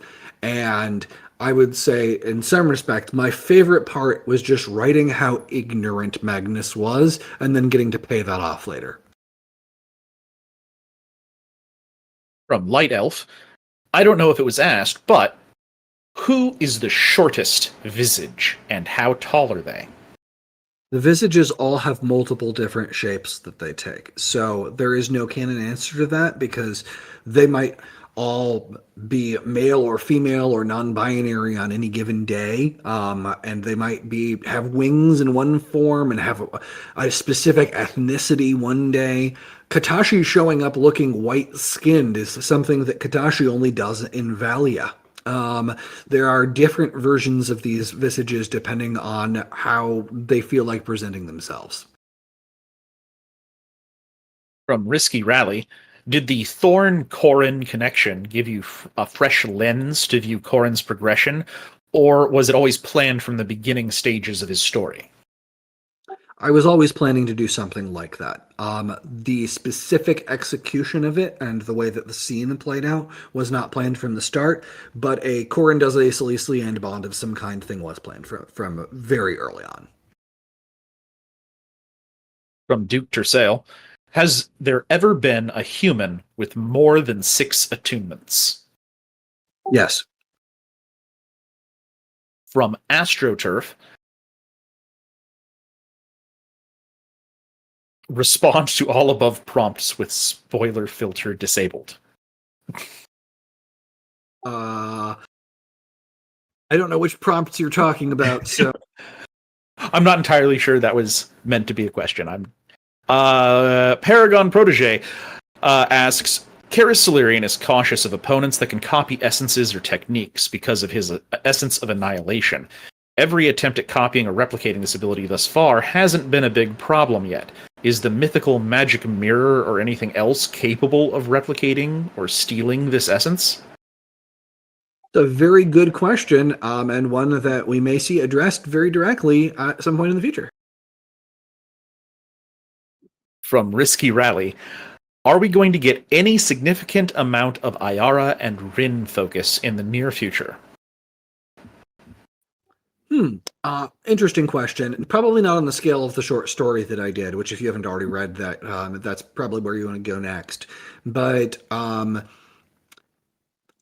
do have some Ayara stuff that is coming up that would be related principally to the non-Edge Dania novel that I have been tinkering with on the side. That still is probably a long way off from your perspective, though, if I ever actually release it at all. So it's probably going to be a while for you guys. From non-specific, given how related the magic of Dania and attunements seem to be, how much of Dania and essence sorcery had you figured out when Arcane Ascension started?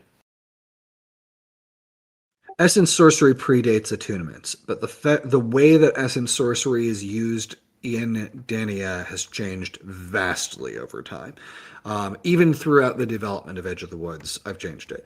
So, like essence sorcery, I had essence sorcery as a skill set before I even wrote Forging Divinity. And if you look at something like stealing sorcery, for example, there are already Diana's points when Lydia looks at Talion in stealing sorcery. At that point, I would have called them all crown points. That would have been the terminology for that at that. So some of Essence of Sorcery already existed when I was writing that stuff. I already knew that I was going to have nodes in the body where essence collected and things like that. The specifics on terms like aspects for different essence types and the three categories of aspects, that kind of nuance, that did not exist.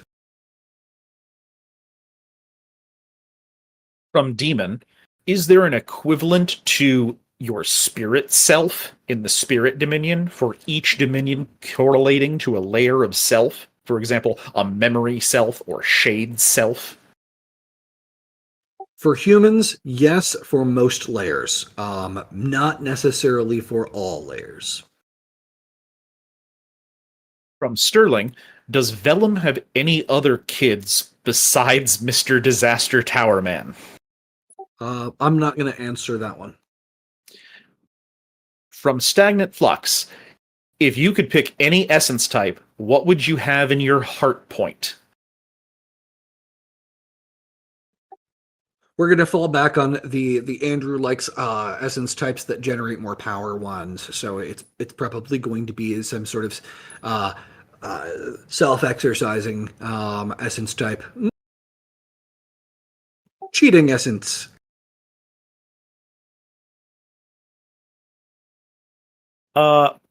From Extradition, how do attuned typically account for lower ambient essence in the unclaimed lands or similar mana deserts? How large an impact does it typically make on passive enchantments? It makes a significant impact on enchantments of specific types, but it really depends on. So, not every enchantment needs a lot of essence constantly being spent in order to upkeep its functions. Your big problems for things like that are, say, a dueling cane that expels energy or that sort of thing. That if that's in an essence desert, that's not going to recharge properly, and you're going to be in trouble, and your dueling cane's going to be out of shots. For the most part, an enchanter that is planning to go to a place like the Unclaimed Lands is going to use different type of enchantments for the regeneration of the mana. Or if they're not thinking about that, they're just going to have things that are the always-on types that don't require constant influxes of mana in order to function. From Demon, is there a higher end to the mundane warding skill we see Edge use, or is it fairly cut and dry? X item repels Y creature. The higher end of that would be getting closer to things like ritual magic and witchcraft, and we may eventually see some of that. From Elsecaller, are the Heartlance's enchantments and abilities merely pieces of what Cessius could do, or was it given new abilities after being broken? It was given new ones on top of that. From BF Omega, is it a coincidence that Constellations is the only one of the layer mana types that is in a restricted attunement?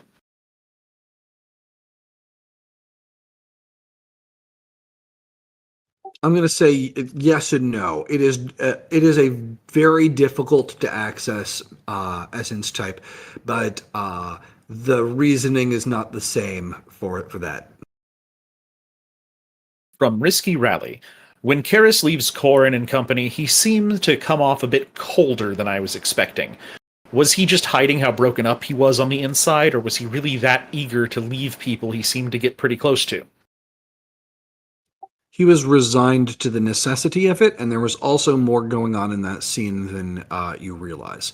There will be some reveals related to that within AA5. Karis had some stuff going on that you will learn about in AA5.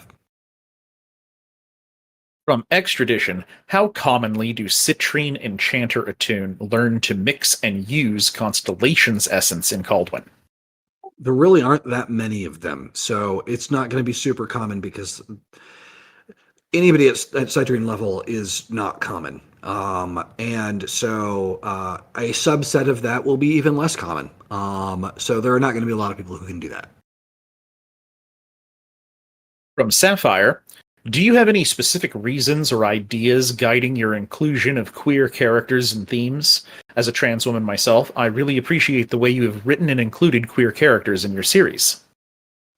I would say that principally I have approached it by making this particular continent for Kaldwin a queer norm setting, which is a term that is frequently used to refer to settings where LGBTQIA plus people are treated as if they are just normal and exist there without having to face the kind of oppression that they face in the real world.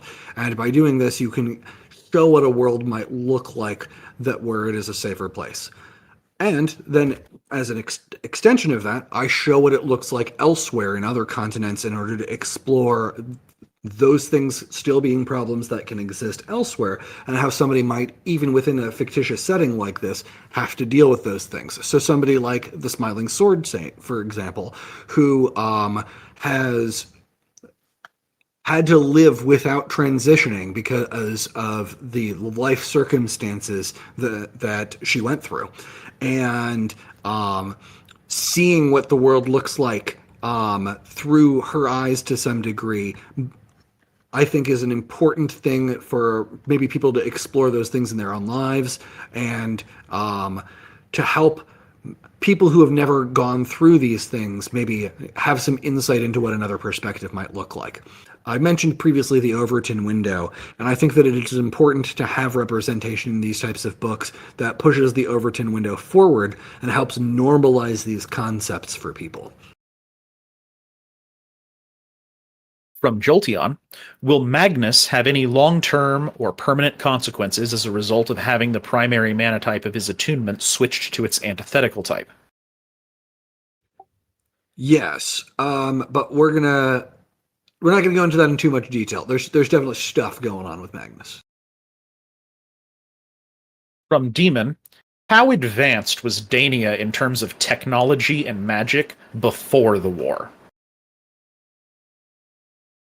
It really depends on the specific location. There's a lot going on. So I'm going to say vastly more advanced in some places. There's also been more than one war. So you're probably talking about the Ashen War. That did a lot of damage to infrastructure in some places, but there have been other wars as well that have also caused some slide back in technology as well as isolation of technology. It's complicated. From Sterling, what is your favorite original race species or creature in the books?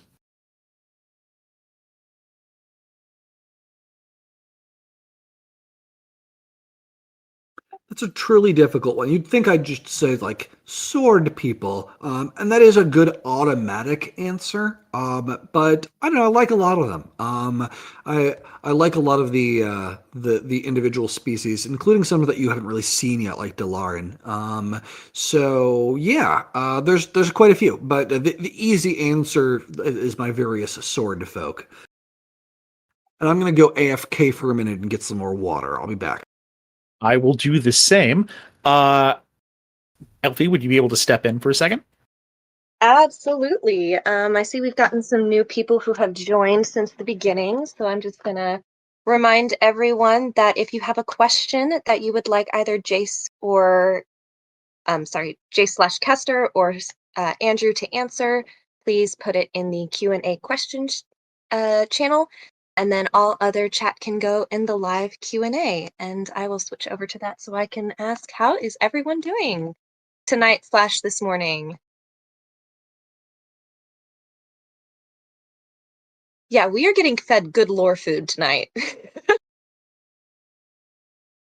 I have been prepared with the Raffo button, the Raffo react on so many of these answers. and have had to move my mouse in the other direction because it is not a Raffo.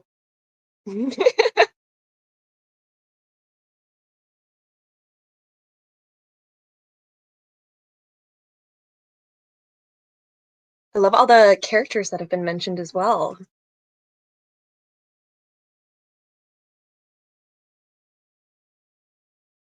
Oh, I see God Awful Ninja. Is that an exciting thing or a sad thing? Are you doing okay?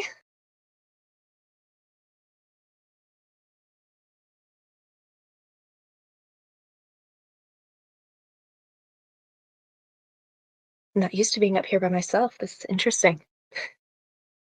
Sorry, I'm not super entertaining. I do have so much power. I don't like it.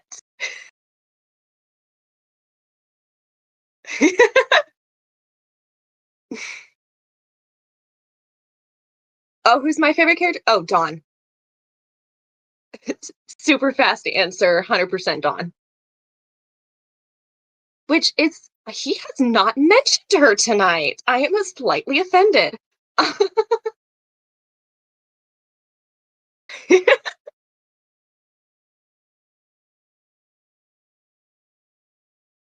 No, if he doesn't mention her by the end, I am going to put a question. At the very end, I'm going to be just like, hey, so how come you have not mentioned the best character in the books? Unlimited pressure a little bit, but honestly, work's been so stressful lately that this is not super stressful. I'm glad you're not super stressed, Elfie. Thank you for taking over for us for a few minutes.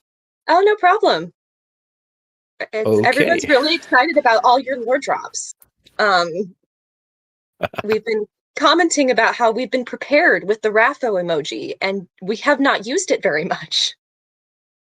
Well, I know that there is, as I've mentioned, some mystery fatigue, and I am trying to give people a little bit more in terms of answers today and in the books in general.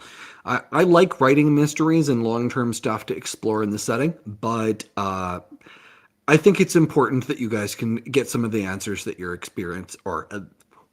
sorry, I'm still not caught up. I think it's important that you get some answers to your questions eventually. All right, if both of you are back, I'm going to fade off into the background and let you guys continue. All right. Thank you very much.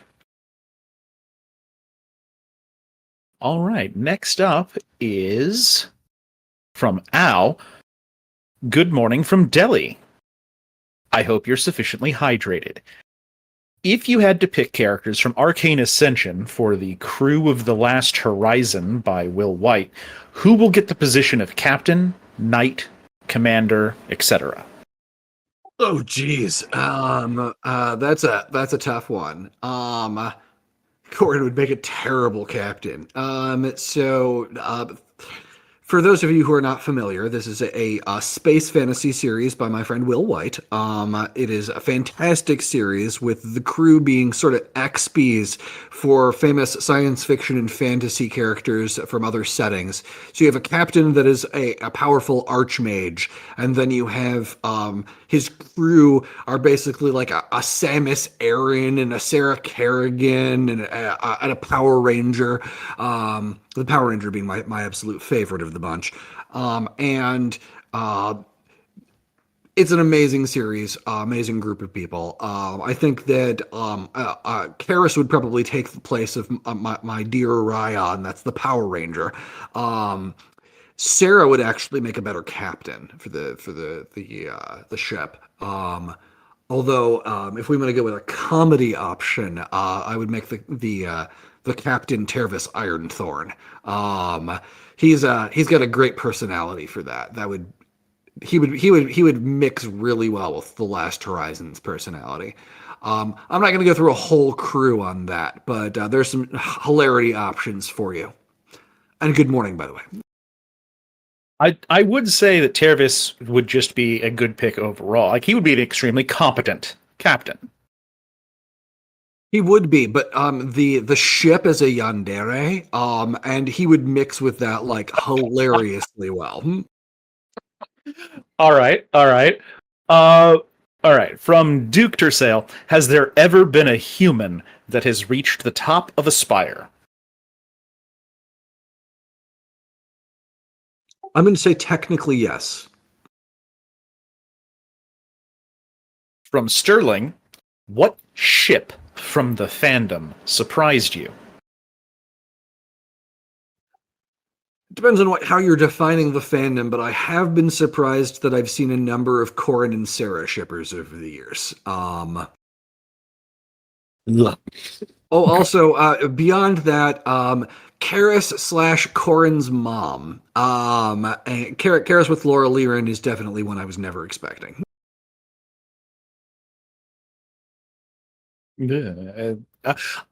Okay.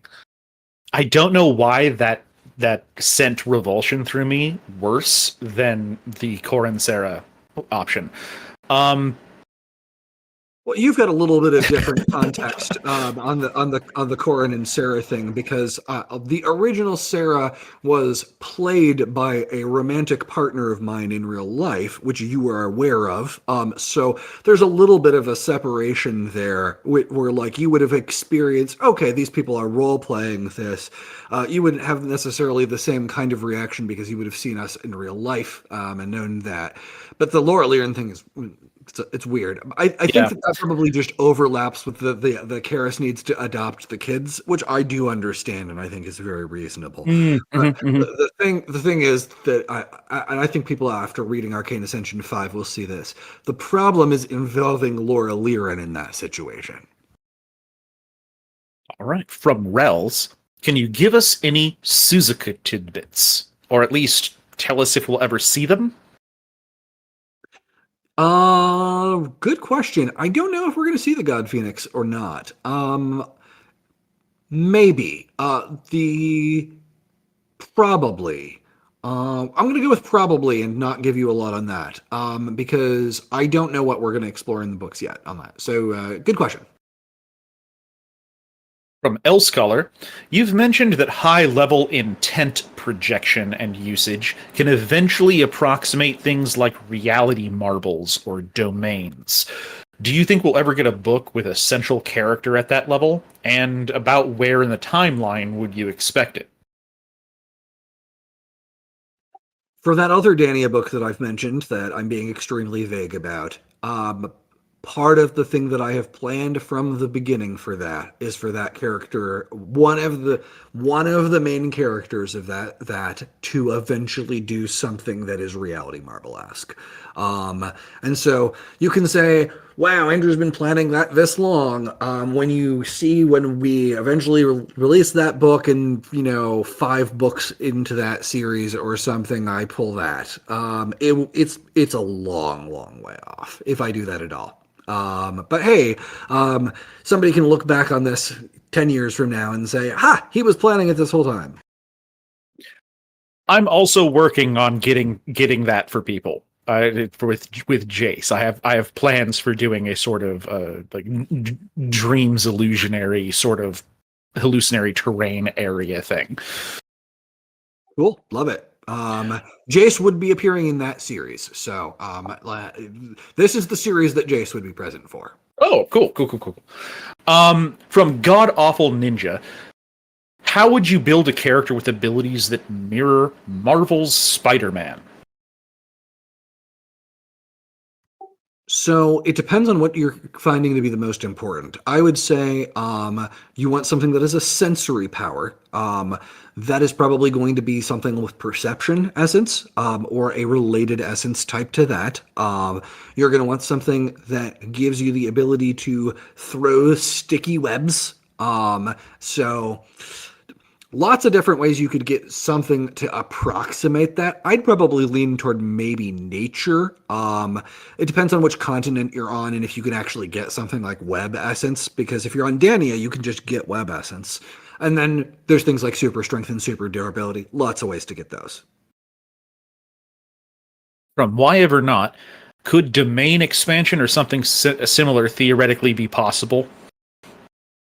Yeah, that's pretty much the same as the reality marble stuff. The Jujutsu Kaisen's domain expansion is almost exactly the Fate Stay Nights reality marble system. It's just Fate Stay Nights earlier, and it's one of the things that I would say I would consider to be sort of an inspiration for some of the characters in my story and setting, and so I tend to use that terminology more.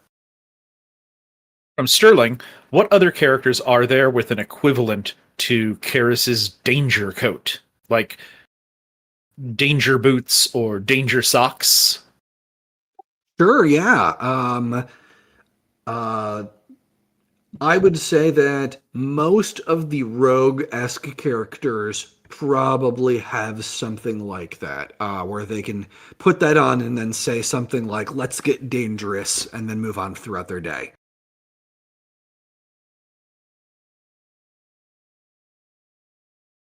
Raven Risky. Shade certainly had several things like that.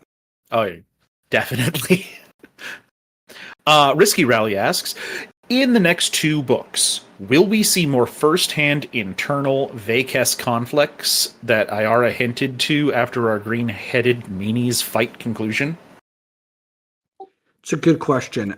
You're probably not going to see a lot of that in Arcane Ascension.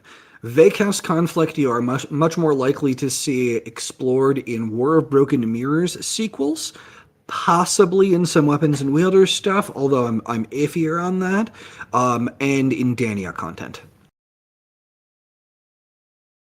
From Ghost, Ayara and Jacinth find themselves ordering sandwiches at the same subway.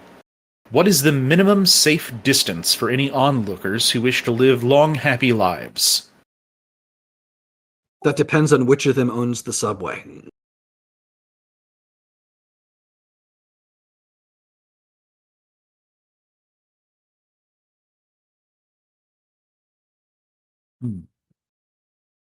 Fast food feels like Ayara to me. You know, that's kind of fair. I definitely see that. From non-specific, have the god beasts had attunement-like enchantments applied to them? Yes, and this is a good question, and it is a plot-relevant question. From Elsecaller, are the god beasts more analogous in physiology, origin, and casting nature to each other, or the species that they are associated with? Each other. From Extradition, do you have plans on when we might get more details of how rituals work and what lets enchanters/ritualists manipulate essence without the corresponding essence-shaping skills? Or at least what exactly Karis did when he used his spirit to help enchant Bright Reflection? What he was doing was not a ritual in the same fashion that you will likely see explored in things in the near future in the books. What he was doing was actually closer to using a spirit art. It is still technically a ritual. So I use ritual as a term for any magic that involves the manipulation of materials as a necessary component of the process. That means that there are several different types of things that are classified as being rituals. In most cases, that means things that involve, say, Mithralian planar essence, which you find in vials, like in Stealing Sorcery, where you've got Hardigan's got all these vials of planar essence. That's one type of ritual. Things like setting up circles and you having lots of different types of things like chalk and charcoal and things like that. That's a different type of ritual. What Karis was doing there was a ritual that involves material components that he has access to and his own spirit. And that is a type of ritual that you probably wouldn't get a lot of information about until I explore Artinian stuff more, or just get into Karis's skill set more. But that's probably a long way off. But yes, there is an actual definition for rituals. There you go. From Carly, will Vellum return to being her grouchy, Corin castigating, cantankerous character in the coming books? Love it. The most likely thing for you to see Vellum for in the near future will not exactly be that, but will be along similar-ish lines. From Sterling, has Vinaya always had steel or iron-based weapons due to influence from the World Makers and Dominions, or did they have to develop their metallurgical capabilities over time like we did on Earth? And did that change what types of metals people were calling from the Dominions? It depends on the specific culture. Different cultures had different default starting tech levels. Not all cultures on Vinaya are even Vinaya native. From Paragon Protege, is another Weapons and Wielders book on the horizon? The cliffhanger at the end of Soulbrand has been eating at me for years. Where is she? So, yes, I've already written about 30,000 words of that, and there's other stuff going on with it. Probably not the right today to announce that, but there are wheels turning with Weapons and Wielders. So yes, there is Weapons and Wielders stuff on the way. I'm hoping to maybe have something out next year. I'm not sure. For non-specific, how would using travel essence for telekinesis stuff be different from using air or motion individually? If you're using it specifically for what you'd call telekinesis, then okay, so the way that I would picture this, and it's going to depend on what aspects you're using, so there is some variation. But if you want a clear answer on a visual, imagine for using motion or transference that there is a constant emitting force coming from the original caster to a target that is pushing something in one direction. From using air essence, picture wind actually picking something up and lifting it. With travel, there is no clear origin point. The thing just seemingly moves. The means of propulsion is not necessarily emanating visibly from the caster in any fashion. From BF Omega, is it likely that any wave walkers have learned to mix time at Citrine? It is theoretically possible. But is it likely? Sure. I'm going to say, like, statistically, given the number of wave walkers that have existed over the course of Kaldwin's history, someone has probably pulled it off. From Demon, if you were to choose one thing that is your favorite about Dawn, what would it be? This is a trap question. Personally, I would say her glowing personality. Sure. That seems like a relatively safe answer, so we'll go with that. We're just ignore the fact that Demon's probably asking about the Dominion.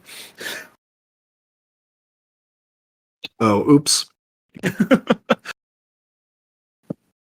From Yosef, would Corin changing Magnus's attunement be essentially him making a new attunement, or does it remain what it was, just broken?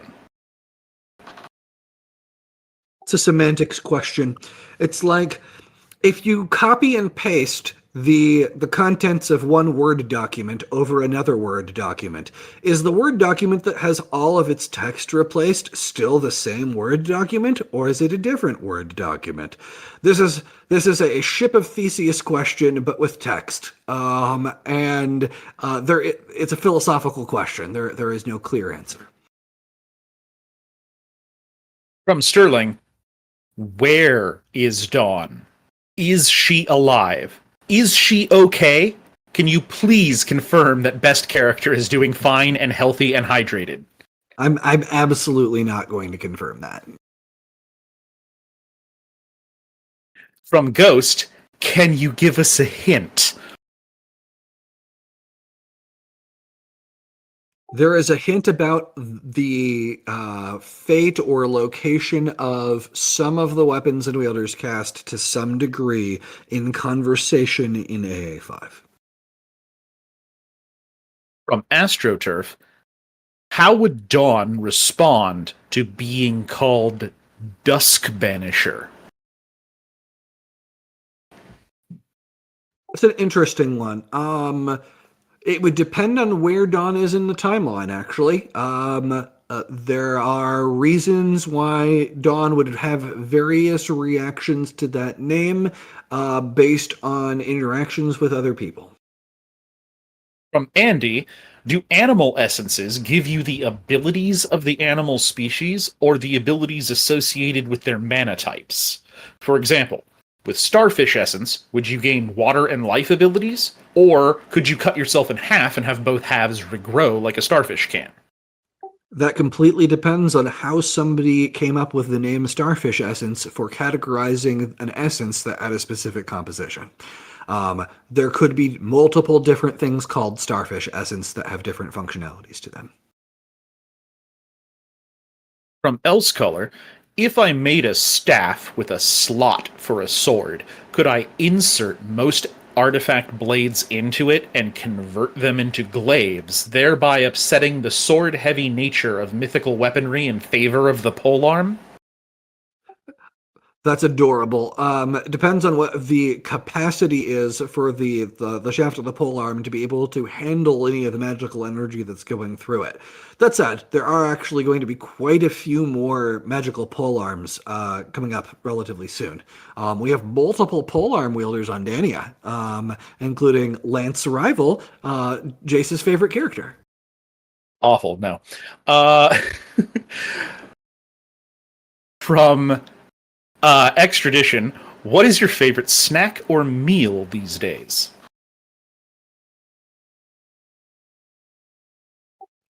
I'm a huge fan if we're talking if we're allowing for sweets in a snack discussion, which I don't know if we are, but I'm gonna go ahead anyway. I'm gonna say that I like s'mores. I'm a huge s'mores fan. From Risky Rally, would Dawn ever forgive you if she wasn't mentioned tonight? That's a good question.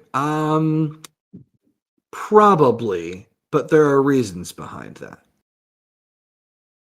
From Sterling, how would Karis react to finding out about Osriel from Will White's work? A person with so much direct, raw, destructive power who still has amazing control. And what would he be willing to do to try to get Oriel to teach him to control his powers? So this is an interesting question. We've got different magic systems at work here. What Osriel can do isn't something that Karis really can learn to do in the same way. Um, this I'm hesitant to say too much because of spoilers for Weapons and Wielders, and not everybody's necessarily read Weapons and Wielders. But the TLDR, without getting too deep into that, is that one of the lessons that Karis needs to learn is that while there are elements of his skill set that he can learn to use, there are certain things that he can do that really can't be entirely controlled.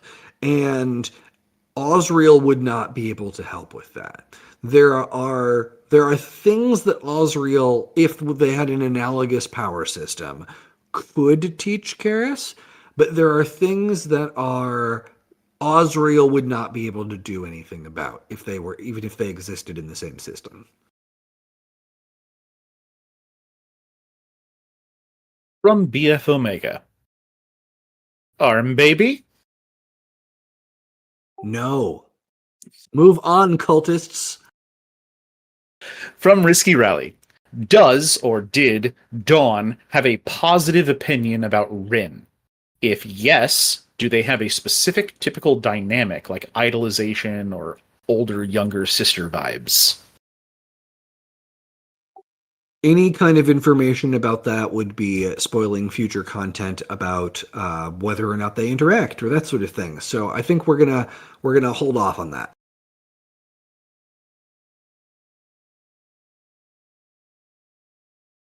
From Babam, I asked this a few years back, but how many more books will we need to finally learn what's going on with Celise? Also, will we ever get to know what happened to Karis in the Tiger Spire? So for Karis and the Tiger Spire, you will actually learn some of that in Arcane Ascension 5. So yay, I can answer that one directly. Celise, I genuinely have no idea how many books it will be before you find out what's going on with Celise. Celise is a setting level mystery, and that may be one of the types of things that I do not reveal for a very long time. This is ultimately something that is more like a campaign setting where I want people to feel like it is a place that they can live and play around in. And there are certain things you may never want to reveal in a setting like that. And what is Celise's deal?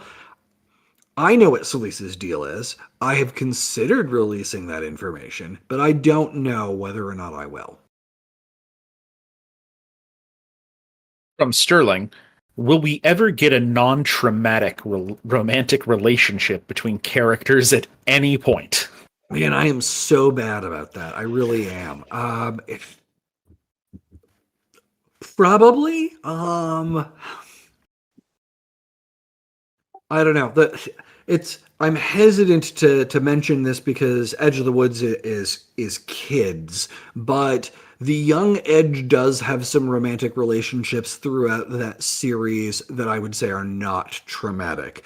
But they are also young kid relationships that I would not consider to be like serious long-term ship kind of stuff.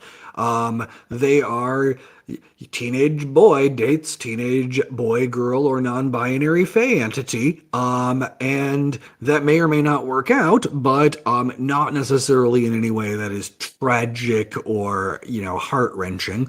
Sometimes you just date somebody when you're 13, then it does not necessarily work out in the long term.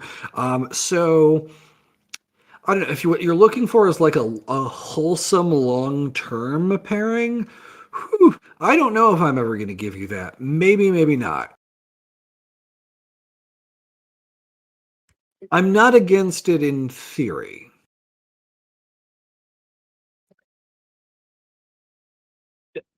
Yeah, that is rough because even if you try to pick stuff from the LARP, LARPers are a bunch of drama queens. So They are. I'm like, oh, let's think about all the LARP characters that hooked up. Oh, that one died. That one was permanently crippled. Oh, that broke up real messy. Okay. Yeah. The LARPers are not a good example here. Speaking of breaking up, from Paragon Protege, what happened to Flowbreaker? Flowbreaker broke up with itself. So yeah, you'll probably eventually get a story on what exactly happened with Flowbreaker, but we'll see. There will be a Flowbreaker book. We'll get some details in there. We'll see. From Ghost, what is Ayara's Danger Coat equivalent?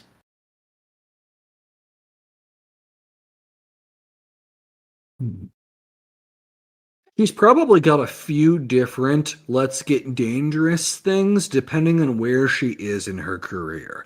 What for example, if she brings a specific ring with her, that is very dangerous. If she brings a specific dagger with her, that is very dangerous. There are a few different things that could signal that.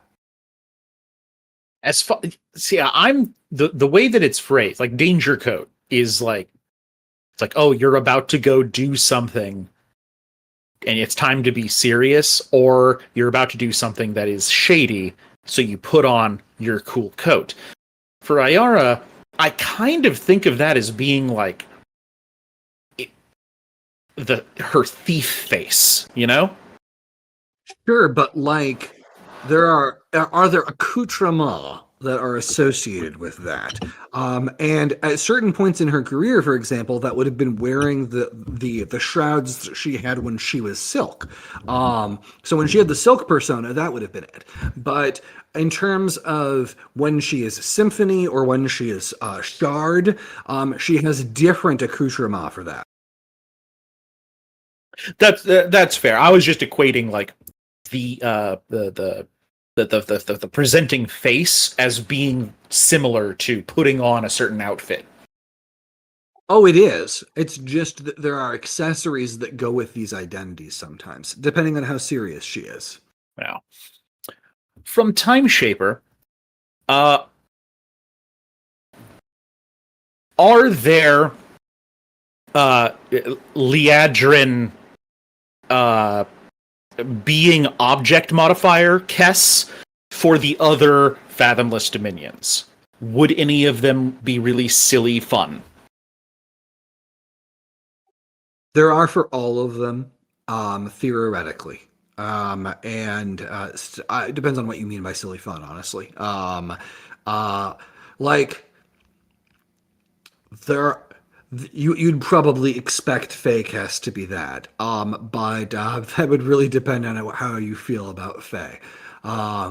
Also, most Fae are not Fae so there's a lot going on there. From Risky Rally, who would take the win between a hypothetical adult or end of story Mara versus a hypothetical adult or end of story Mara versus Tervis Ironthorn?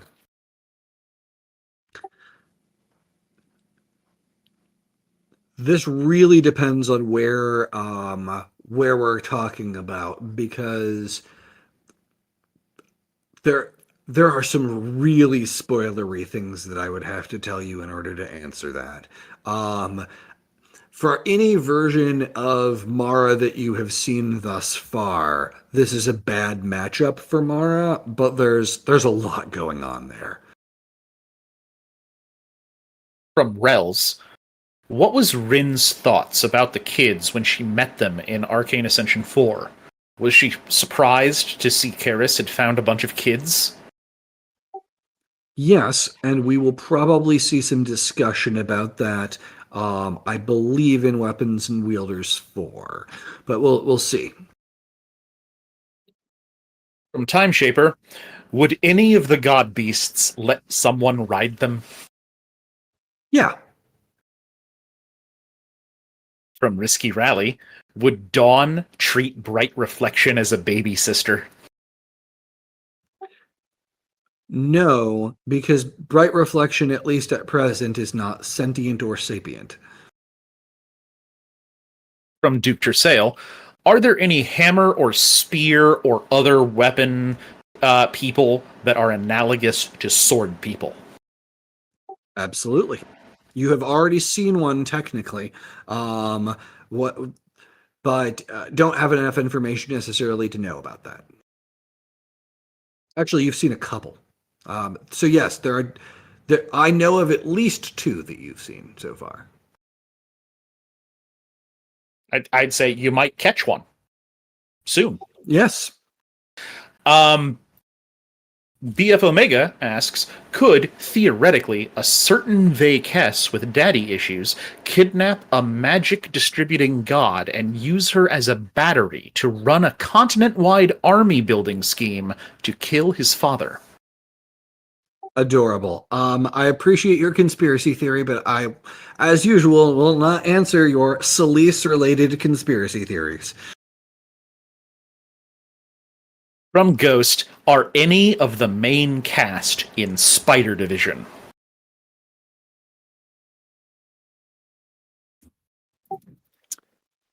No.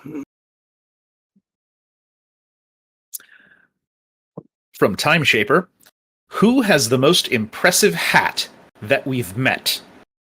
I feel like Jin gets it. I'm biased because it will be Jace eventually. But up to this point, Ishii's got the biggest brim. Well, that's fair, especially if we assume that we've a like 7'11" one. But yeah, no, Ishii's got a great hat. I'm not going to dispute that. From Demon, do you think we'll see Dusk, the sword person from the Spider Climb quest, in the books anytime soon? Complicated question, more so than you might think. But I'm gonna say yes-ish. From Risky Rally, are we going to see Ravenshade again soon? That I'm not gonna answer. From BF Omega, will we get Vellum's reaction to the null contract gauntlet? Probably not, actually. You will probably be getting some more reactions from Vellum soon.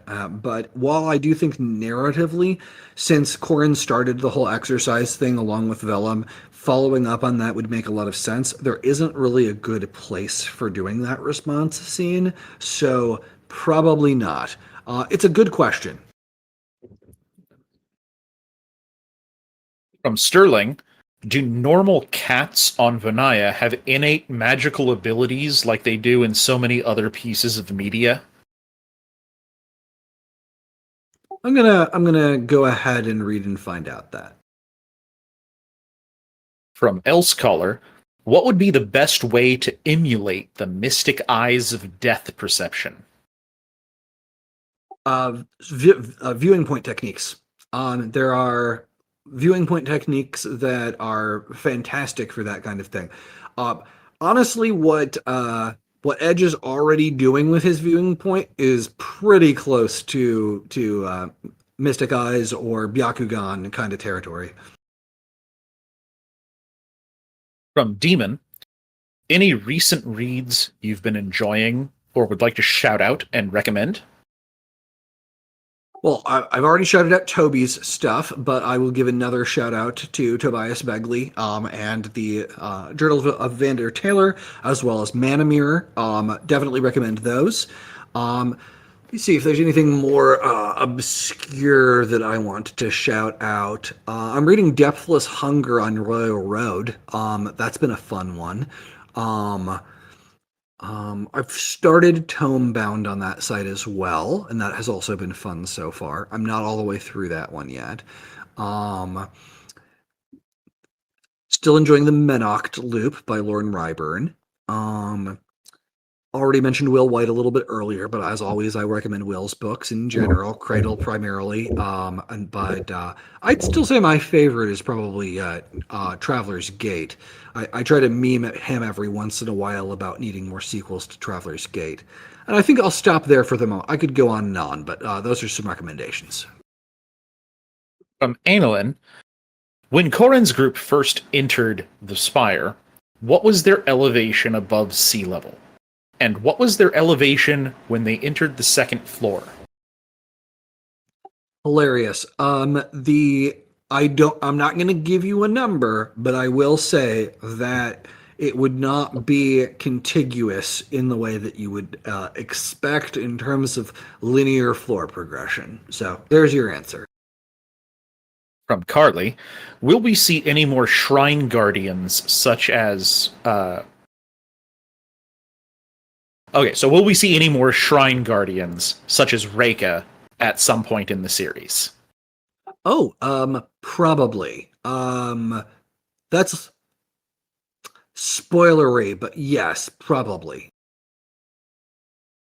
From Stagnant Flux, if someone had a shade weave with a starfish, could they cut themselves in half and regrow like a starfish?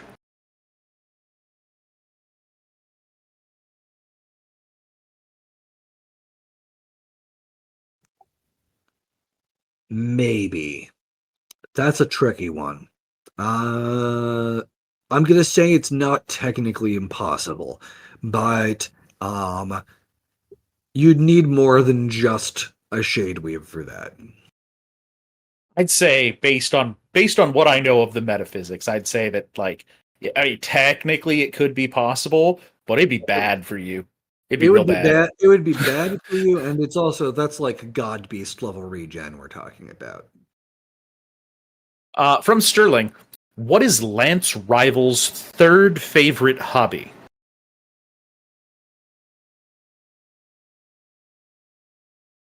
Cooking's probably third. From Elsecaller, what are some abilities or spells Lance Rival has?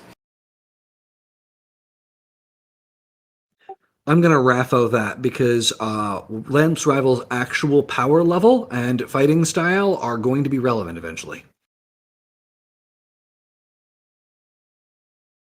I am going to say overconfidence and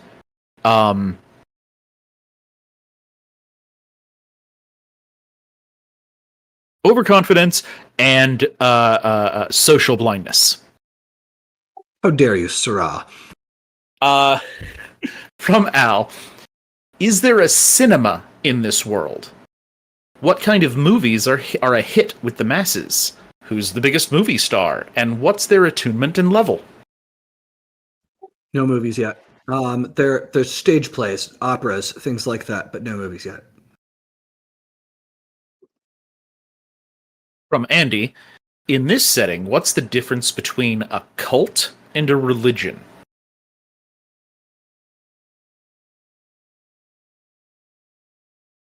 I'm going to say that rather than putting on my religious studies degree hat here, I'm going to say that this is going to be defined by more than anything else is common usage. When people are referring to a group as a cult, colloquially within the scope of the setting, they are generally just referring to a religion that is not particularly well known or well respected. That is not the usage that you would necessarily expect out of real world religious studies, but in setting, that is probably the distinction that you're going to see semantically. From Risky Rally, can you please let Dawn know whenever she is, that I made sure we got this Q&A focused more on her, as it should be, so we can all be sure she feels the fans' love for her. Please. I will relay that if it's possible to do so. From Al, will any of the protagonists of your series have a happier ending than others? Oh, yes, absolutely.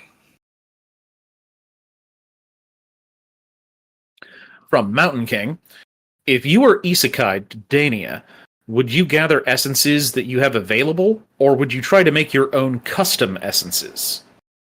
Primal Heart Point, yes? Little a column A, little a column B. Your feelings on Primal for a Heart Point? It's a really good one, but it's a lot of work.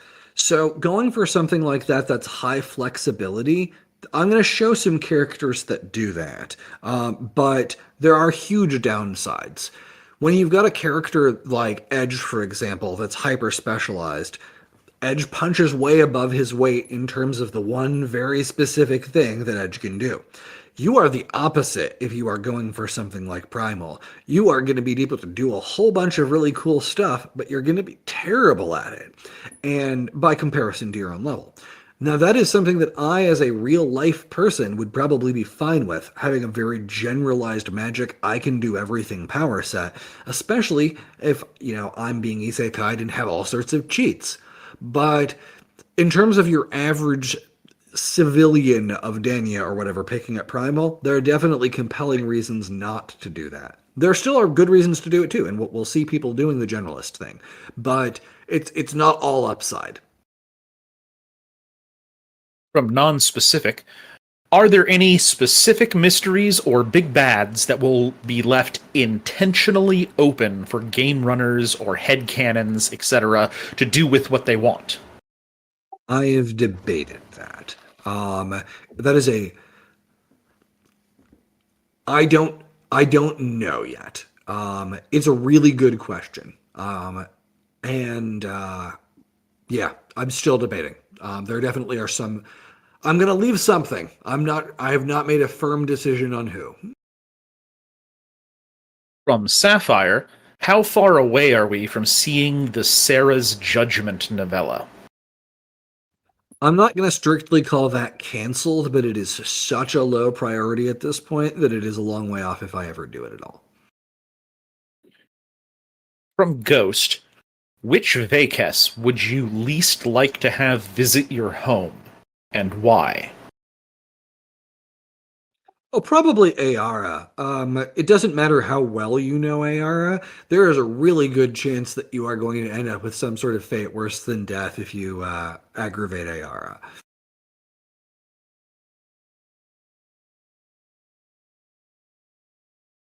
From Jolteon, which Vacus would you most like to have visit your home, and why? That's a spoiler. From Non-Specific, do you have any significant post-Sun Eater plans for the setting? Yes, but they are very likely to change. I actually ran a post Sun Eater arc in LARP, but there's a very good chance that it will not play out that way or at all.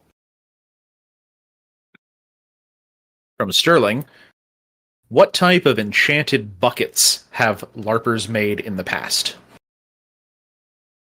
I genuinely do not remember. The closest that I can think of is I mean, technically we never finished it, but we put together the infrastructure for pending to have Water. like a refilling water tower in Yeah, Chamber. I remember the water stuff. So that is probably the closest. From that Pyro McGee, I'm not sure if this has been asked before, but what was the most difficult aspect of developing your magic systems? Is there a particular pitfall that you would like to highlight to other people wanting to make magic systems of their own? Don't have too many discrete magic types. If you're going to do a bajillion types of mana, just make it a limitless number. Um, by doing a cosmology that has 60 different dominions, it's too complicated for your average fan to keep track of or be interested in all of them. And I should have either gone with a smaller subset. It doesn't have to be something as small as 4 or that sort of thing. But a 60 is a too large of a list if you're going to have a list. There's a middle ground there. Or you can do the open-ended thing that is more like what I have with Essence or what John Bierce does with his affinities or that sort of thing, where it's just there is a countless number of them. Countless works fine too. But if you're going to do a quantifiable number of magic types, don't do 60.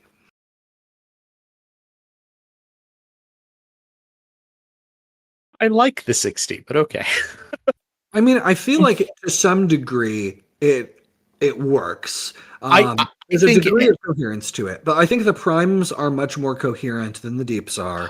100%, 100%. But I think that the 60, the only reason that I'm okay with it is probably because I was in a game that used them. I had documentation, you know?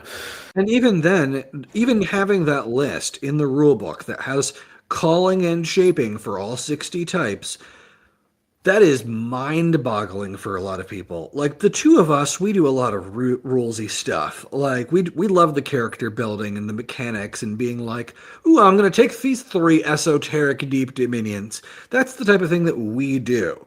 But your average player, no, they see that and they run screaming.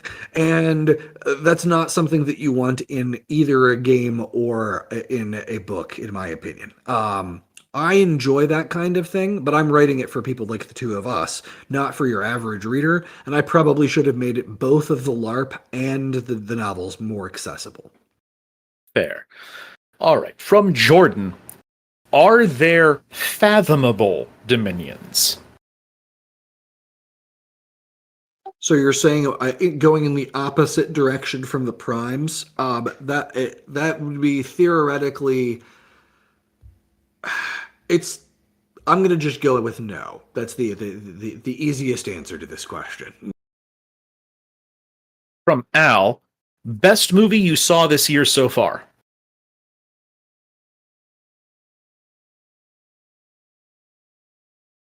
Best movie. I haven't seen a ton of movies. I would say I've been enjoying the animated Crisis on Infinite Earth movies. From Carly, will we see any more of the God Beast children in Arcane Ascension? No comment. From Non-Specific, how well would Lian and Lux Touch get along? Pretty well initially, but not long term. From Sterling, does Tervis have much personal magical power, or is he mostly tricks and cheating tactics like he seems to have in the story? He does not have a lot of personal magic power by comparison to the people he is up against. He would be moderately powerful to highly powerful by Mithralian standards, but when he is going up against people in things like Diamantine and Soulbrand and such, he is going up against people who are much stronger than he is, and he is using cheats and tricks. Is Celise part of the Illuminati? I can't answer that question. From Carly, is Roland in Spider Division? Also, is Spider Division eventually going to become relevant again, aside from something along the lines of people who have actually climbed the Spider Spire? A6 will answer this question, if I remember correctly. Yeah, it's going to be an AA6. From Al, what attunement would Jesus have? I am not going to answer anything that would be involving real world religion in that fashion. I think the potential for offense is not worth answering that question. Sorry. From Elsecolor, how many spells do low-level, mid-level, and high-level casters know on a vague average?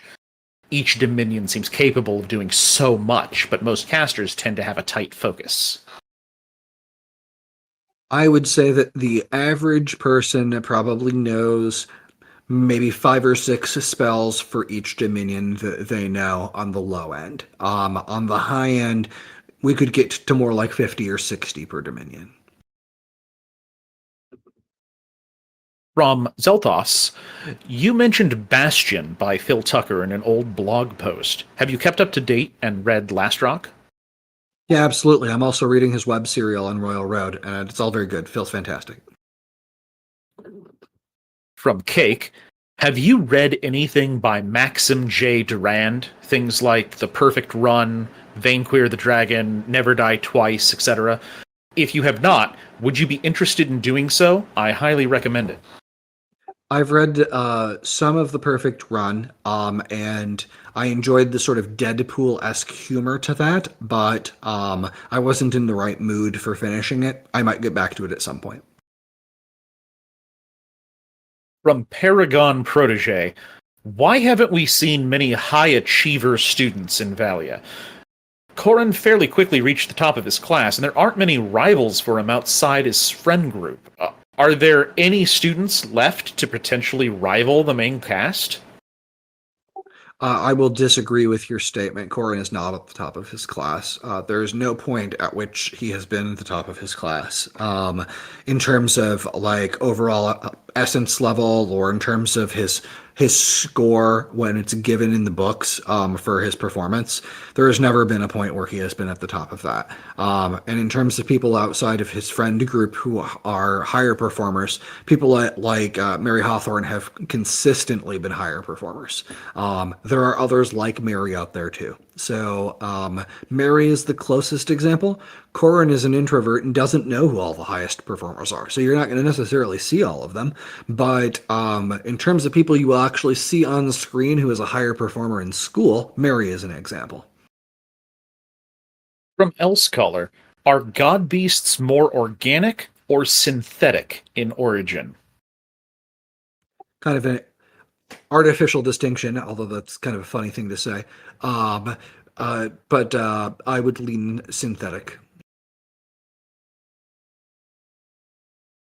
From Babam, will we get to see any characters cross into any of the Dominions? I would love to see what the Dominion of Knowledge looks like. Eventually you will, and I would argue that you sort of already have in Edge of the Woods. There have been borderline cases in Edge of the Woods. From Ghost, What would you expect the general personality and tendencies of a harvester or gatherer of innervation to be? So you got to keep in mind that elementals in this setting are not always going to be the same. They are sapient entities that can have different approaches and motivations and things like that. So they also physiologically can look completely different. They're not even all humanoid. So I don't have a fantastic answer to you for that particular question, because there's such an incredible variety, just like there are an incredible variety of humans. While they are often themed personality-wise toward their specific dominions, like what you see with Wandering War, that is not always going to be the case. From Risky Rally, I know he generally loves fighting, but does Karis have a specific monster or matchup that he loathes to square up with, that he also continues to carry with him all up to the current iteration? Does this matchup affect him like a lingering wet blanket effect on his always present fight obsession, or is it just a minor inconvenience from his perspective? It's mimics, guys. It's mimics. From Time Shaper, what is your least favorite attunement or essence type? I passed on something like this earlier, and I'm going to pass again. From Elsecaller, does the preponderance of spirit bonds on Dania mean that people generally travel in very long-term groups, or is it more bond and go your own way? Depends on the specific subculture we're talking about. There's a quite a bit of variation. Also, I'm going to say that there isn't really that many spirit bonds. They're more they're more common than they are on like Kaldwin, but you have to reach basically the 4th level in essence to make one, and that is not super common. It's not super uncommon either. The higher levels are a little bit more common numerically on the Danian side of things, because the scale is stretched out across a larger number of levels compared to Kaldwin. But making spirit bonds with other people still requires getting pretty far in your essence advancement, and that's just not something that everybody does. There's also the issue with essence sorcery and the culture that exists due to the environment of Dania, that spirit bonds are they can be a huge weakness. They can be exploited. So a lot of people that reach that level may also just choose to bond themselves. That's also something that can be done. Absolutely. From Extradition, how difficult or long would it be for someone to figure out how to make a Dominion connection from scratch if they had the fortune or misfortune of being isekai'd into Vinaya, assuming they didn't have a teacher on hand for it? Depends on what you're talking about exactly. If you're talking about a connection for casting Dominion sorcery specifically, you really wouldn't be able to do that, most likely, unless you ended up on Mithralis. There are ways to do it outside of Mithralis, but it would be very, very challenging if you are isekai'd to somewhere other than Mithralis. There's some complexities there. Other types of magic are much more accessible. Mountain King asks, if you could be a sapient artifact, what shape would it be, and what kind of abilities would it have? Person-shaped, and its abilities would be all of the abilities. From Elsecaller, is there a known or planned origin for the first worlds from which the first world makers arose from? Yes, but I don't have full details. I have an outline for that, but it is not something that I'm necessarily sticking with. And that is nowhere near as detailed as what I know about Rendelier, Vinaya, and some other worlds. From Non-Specific, Could a wizard learn to use their incantations manually without relying on their destiny or other magic sources? It is physically possible, but it would be very, very challenging.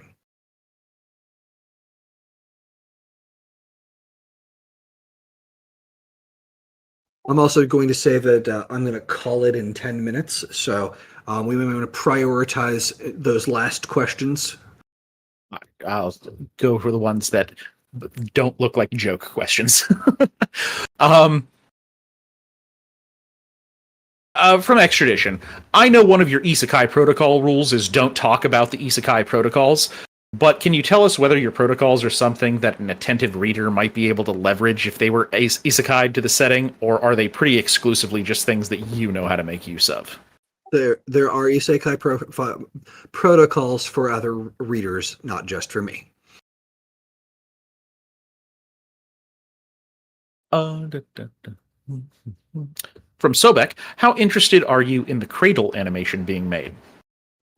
I backed it at over $1,000, so that should probably give you an idea of where we're starting with.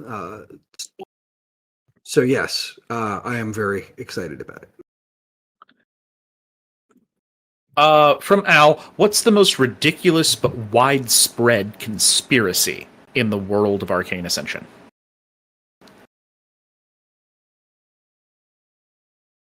Ridiculous and widespread. That stacking those together is difficult.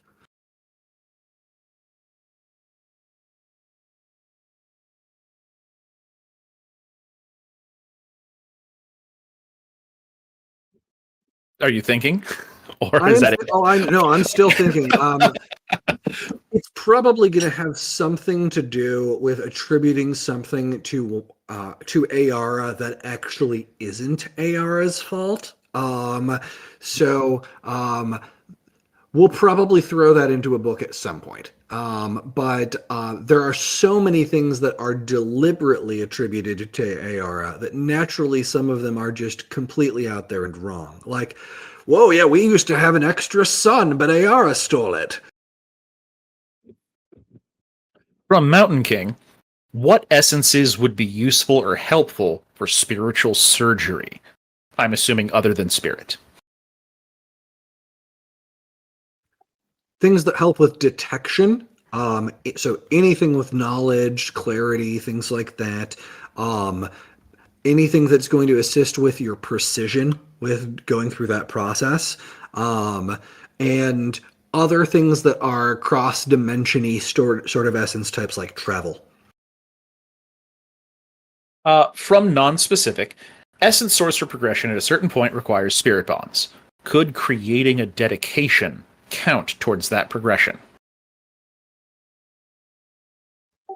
They're not identical, but there are ways that you could probably hack that if you knew what you were doing.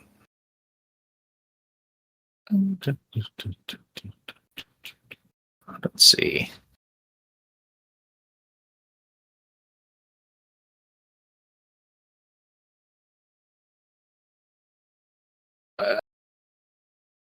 Okay. Carly asks, not to dive too far away from Arcane Ascension mainline lore questions, but in terms of crunch/lore balance, what do you expect the percentage distribution for the TTRPG to end up as? 60% mechanics, 40% lore, for example. Obviously, this won't be the final answer, but I'm curious as to how your personal style is leaning at present. It's an RPG tabletop book. It's got to be more mechanics than lore. There are campaign setting books that are more lore than RPG stuff. But really, since this is the first book, foundationally, I need to give you the tools to play the game, and that is more important than putting all the lore stuff in there. I would say it's probably 80-20 mechanics to lore. Okay, let's see if we can try to focus on people who are newer members of the server here. From Babam, are we close to getting details of what the visages actually are? You'll get some more information on their motivations and things like that soonish. Most of the reveals related to the visages will be in Arcane Ascension 7, however. From Risky Rally, have any in real life events from your tabletop games or LARP games gone so well or flow in a better way that it convinced you to change a previously established plot point you had already planned out? Have we already seen some of these altered routes in any currently released books? I'm having trouble thinking about anything where I've changed things that would have been relevant to, say, the books or whatnot.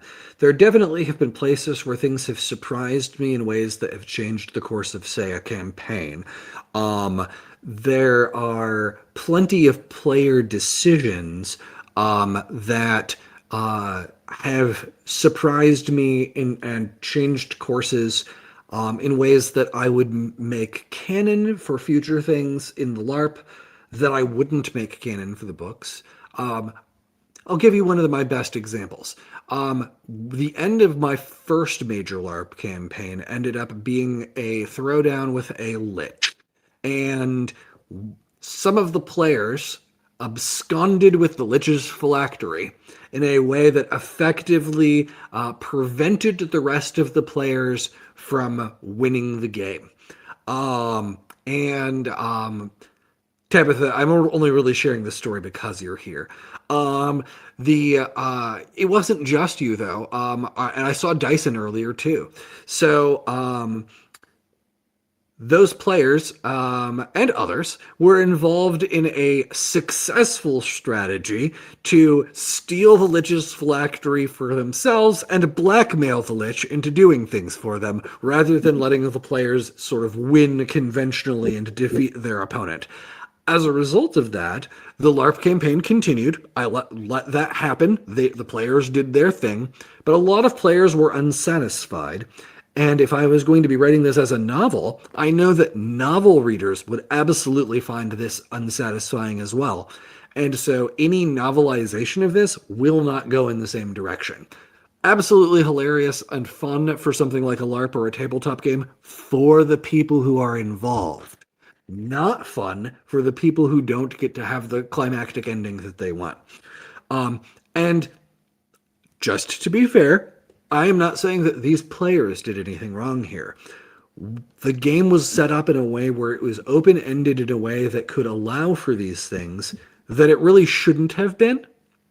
We, as game designers, need to figure out where the right boundary is between allowing player freedom and the ability to just do whatever you want, and constraining things in such a way that players do not ruin the experiences of other players. And this kind of harkens back to the Solaris going nuclear thing, and why I would never allow that happening either as a PC or an NPC, because as cool as it might be in some respects for the Solaris nuclear option to happen, it would ruin the game for other people. And that is very important for a game master to learn. So there you go. I was not involved in this particular group, and I think that it was a brilliant decision and loved that. Oh, you would. All right, we're almost at the end of what's in this list here. So, why is from Mountain King? Why is forming Dominion connections harder outside of Mithralis? That's a Rapho. From Elscholar, do you have any idea what the Light Temple Guardian would be? Yes, but unfortunately, that is also a Rapho. From Elscholar, is there any way people can influence or decide their essence composition for a hybrid to a mix they desire more, or aspects they would prefer? Absolutely. So most of that requires equipment or somebody else to help you.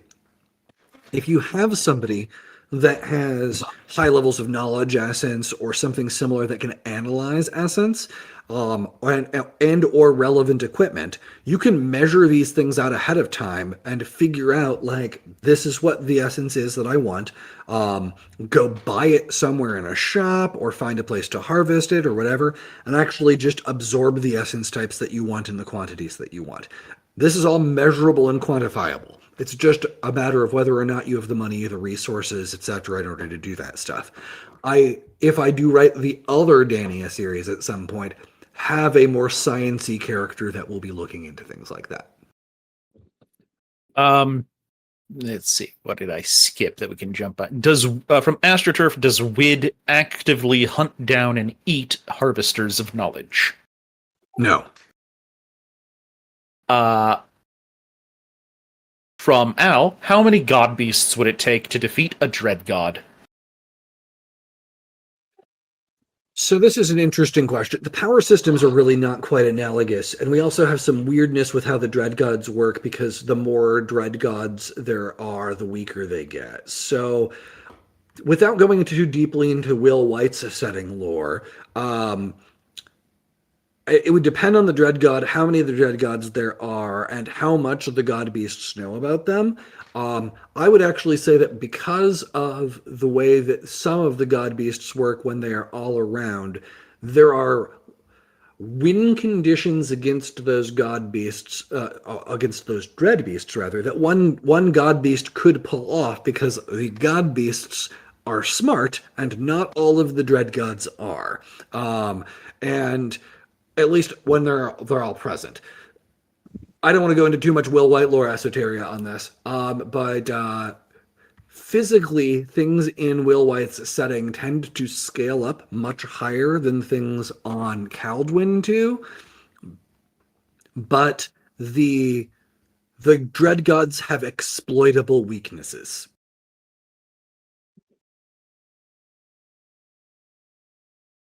From go ahead. I'll do one more, and then we should probably call that there. All right, let me decide which one is the best of the three that.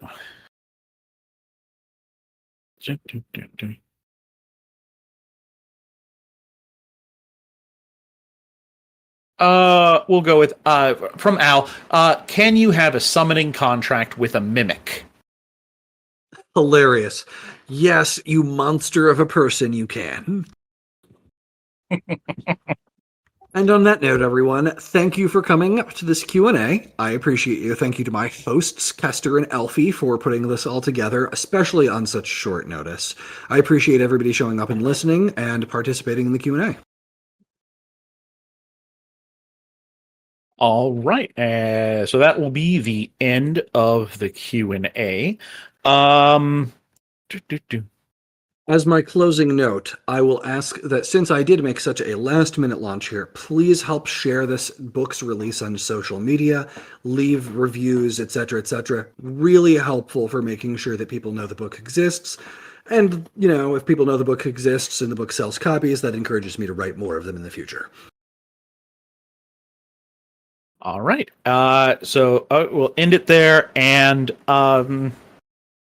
it's only 9 for me here, so I'm going to go ahead and jump over to general voice chat if anybody wants to just chat for a while.